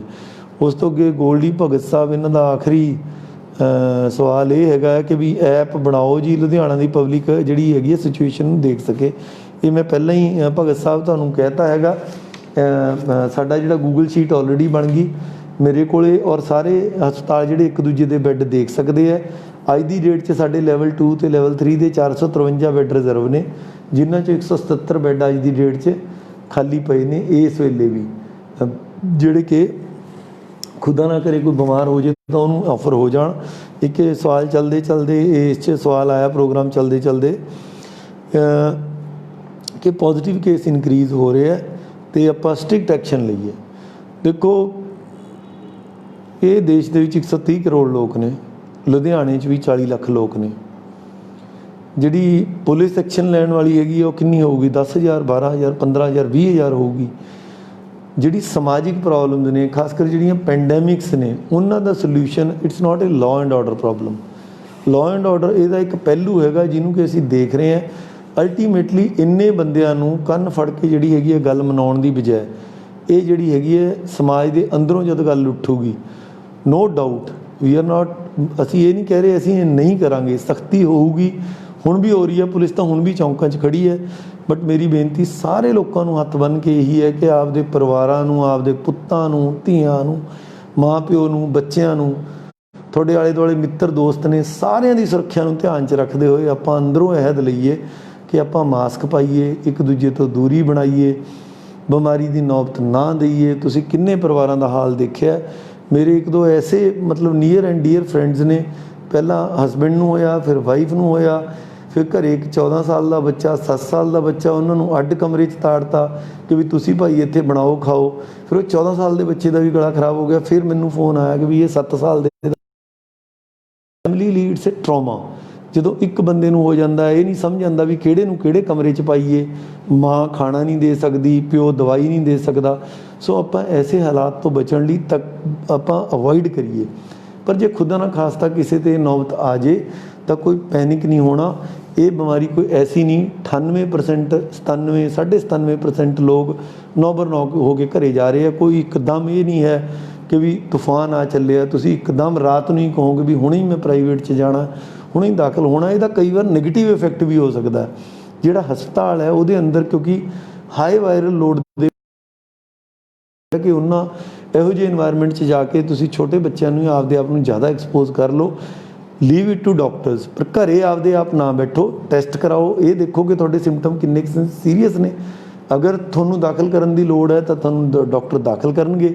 ਪਰ ਮੱਲੋ ਮੱਲੀ ਇੱਧਰੋਂ ਉੱਧਰੋਂ ਕੁਹਾ ਕੇ ਬੈੱਡਸ ਨਾ ਮੱਲੋ, ਕਿਉਂਕਿ ਅਗਰ ਤੁਸੀਂ ਬੈੱਡ ਮੱਲ ਲੈਂਦੇ ਹੋ ਤਾਂ ਕੋਈ ਐਸਾ ਬੰਦਾ ਇਹਨੂੰ ਲੋੜ ਹੈਗੀ ਹੈ, ਹੋ ਸਕਦਾ ਉਹ ਇਸ ਚੀਜ਼ ਤੋਂ ਮਹਿਰੂਮ ਰਹਿ ਜੇ। ਇਹਨਾਂ ਸ਼ਬਦਾਂ ਦੇ ਨਾਲ ਮੈਂ ਤੁਹਾਡੇ ਸਾਰਿਆਂ ਤੋਂ ਬਹੁਤ ਸਾਰੇ ਸਹਿਯੋਗ ਦੀ ਤਵੱਕੋ ਕਰਦਾ। ਬਹੁਤ ਲੰਮਾ ਹੋ ਗਿਆ, ਬਟ ਕਿਉਂਕਿ ਇਹ ਗੱਲਾਂ ਬਹੁਤ ਲੰਮੀਆਂ ਹੁੰਦੀਆਂ ਨੇ ਔਰ ਆਪਦੇ ਬੰਦਿਆਂ ਨਾਲ ਹੀ ਕੀਤੀਆਂ ਜਾਂਦੀਆਂ ਨੇ, ਤੁਹਾਨੂੰ ਸਾਰਿਆਂ ਨੂੰ, ਔਰ ਮੈਂ ਜਿੱਥੇ ਪਿਆਰ ਕਰਦਾ ਹੈਗਾ, ਮੇਰੀ ਇਹ ਡਿਊਟੀ ਵੀ ਹੈਗੀ ਹੈ ਉੱਥੇ ਵੱਧ ਹੈ ਕਿ ਤੁਹਾਨੂੰ ਉਹ ਕਰੀਏ। ਔਰ ਇਹ ਚੀਜ਼ ਐਸੀ ਨਹੀਂ ਹੈ ਜਿਸ 'ਚ ਕਿ ਆਪਾਂ ਇਹ ਕਰੀਏ ਕਿ ਮਿਸ਼ਨ ਫਤਿਹ ਕਿੱਦਾਂ ਚੱਲ ਰਿਹਾ, ਕੀ ਹੋਣਾ। ਫਤਿਹ ਤਾਂ ਹੋਣਾ ਹੀ ਹੈ। ਫਤਿਹ ਇਸ ਕਰਕੇ ਨਹੀਂ ਹੋਣਾ ਕਿ ਮੈਂ ਕਰ ਰਿਹਾ, ਤੁਸੀਂ ਕਰ ਰਹੇ ਹੋ, ਕੌਣ ਕਰ ਰਿਹਾ ਹੈਗਾ। ਫਤਿਹ ਇਸ ਕਰਕੇ ਹੋਣਾ ਕਿਉਂਕਿ ਮਾਨਵਤਾ ਜਿਹੜੀ ਹੈਗੀ ਉਹਨੂੰ ਜਿਉਂਦੇ ਰਹਿਣਾ। ਅੱਜ ਤੱਕ ਕੋਈ ਮਾਈ ਦਾ ਲਾਲ, ਕੋਈ ਐਸੀ ਬਿਮਾਰੀ ਮਾਨਵ ਇਤਿਹਾਸ 'ਚ ਨਹੀਂ ਰਹੀ ਕਿ ਜਿਹੜਾ ਬੰਦਿਆਂ ਨੂੰ ਹਰਾ ਸਕੇ। ਬੰਦੇ ਹਰ ਬਿਮਾਰੀ 'ਚੋਂ ਬਾਹਰ ਆਏ ਨੇ, ਚਾਹੇ ਉਹ ਪਲੇਗ ਹੋਏ, ਸਪੈਨਿਸ਼ ਫਲੂ ਹੋਏ, ਜਦੋਂ ਕਿ ਇਲਾਜ ਦੇ ਸਾਧਨ ਵੀ ਕੁਛ ਨਹੀਂ ਸੀਗੇ ਸੈਂਕੜੇ ਵਰ੍ਹੇ ਪਹਿਲਾਂ। ਔਰ ਅੱਜ ਤਾਂ ਬਹੁਤ ਕੁਛ ਹੈਗਾ, ਬਹੁਤ ਸਾਰੀ ਇਨਫੋਰਮੇਸ਼ਨ ਡਿਸਟੈਮੀਨੇਸ਼ਨ ਹੈ ਇੰਟਰਨੈਟ ਦੇ ਰਾਹੀਂ। ਮੈਂ ਗੱਲ ਕਰ ਰਿਹਾ, ਪਤਾ ਨਹੀਂ ਲੁਧਿਆਣੇ ਦੇ ਕਿੰਨੇ ਲੋਕ ਸੁਣ ਰਹੇ ਆ। ਪੂਰਾ ਵਰਲਡ ਇਸ 'ਤੇ ਲੱਗਿਆ, WHO ਲੱਗਿਆ, ਵੱਡੇ ਵੱਡੇ ਦੇਸ਼ਾਂ ਦੇ ਵਿਗਿਆਨਕ ਲੱਗੇ ਨੇ, PGI ਲੱਗੀ ਹੈ, ਥਿੰਕ ਟੈਂਕਸ ਲੱਗੇ ਨੇ, ਸਰਕਾਰਾਂ ਲੱਗੀਆਂ ਨੇ। ਇਹਨੂੰ ਆਪਾਂ ਫਤਿਹ ਤਾਂ ਕਰ ਹੀ ਲੈਣਾ। ਪਰ ਐਵੇਂ ਜ਼ਿਕਰ ਹੀ ਇੱਦਾਂ ਦੀਆਂ ਗੱਲਾਂ ਕਹਿ ਕੇ ਵੀ ਆਹ ਨਹੀਂ ਹੈ, ਉਹ ਨਹੀਂ ਹੈ, ਆਪਾਂ ਨੁਕਸਦਾਰੀ ਨਾ ਕੱਢੀਏ। ਮੈਂ ਤੁਹਾਨੂੰ ਇਹ ਗੱਲ ਯਕੀਨ ਦਿਵਾਉਣਾ ਕਿ ਸਾਡੀ ਚੇਨ ਦੀ ਇੱਕ ਇੱਕ ਕੜੀ ਜਿੰਨੀ ਉਹਨਾਂ ਦੀ ਸਮਰੱਥਾ ਉਸ ਤੋਂ ਵੱਧ ਕੰਮ ਕਰ ਰਹੇ ਆ। ਪਰ ਆਪਾਂ ਇਹ ਸਿਸਟਮ ਦੀਆਂ ਕਈ ਵਾਰ ਇਹ ਵੀ ਦੇਖੀਏ ਕਿ ਉਹਨਾਂ ਦੀਆਂ ਲਿਮਿਟੇਸ਼ਨਸ ਕੀ ਨੇ, ਅਤੇ ਆਪਾਂ ਐਜ਼ ਏ ਹਿਊਮਨ ਚੇਨ ਬਣਾ ਕੇ ਇੱਕ ਦੂਜੇ ਦਾ ਹੱਥ ਫੜ ਕੇ ਹਰੇਕ ਪਰਿਵਾਰ ਨੇ ਕੀ ਯੋਗਦਾਨ ਪਾਉਣਾ, ਆਪਾਂ ਸਾਰੇ ਆਪਦਾ ਯੋਗਦਾਨ ਪਾਈਏ, ਫਿਰ ਦੂਜਿਆਂ ਦੇ ਸਵਾਲ ਕਰੀਏ। ਧੰਨਵਾਦ। ਔਰ ਮੈਨੂੰ ਪੂਰੀ ਉਮੀਦ ਹੈ ਕਿ ਤੁਸੀਂ ਇੱਦਾਂ ਹੀ 9/9 ਰਹੋਗੇ ਔਰ ਇਹ ਬਿਮਾਰੀ ਤੁਹਾਡੇ ਨੇੜੇ ਨਹੀਂ ਆਊਗੀ।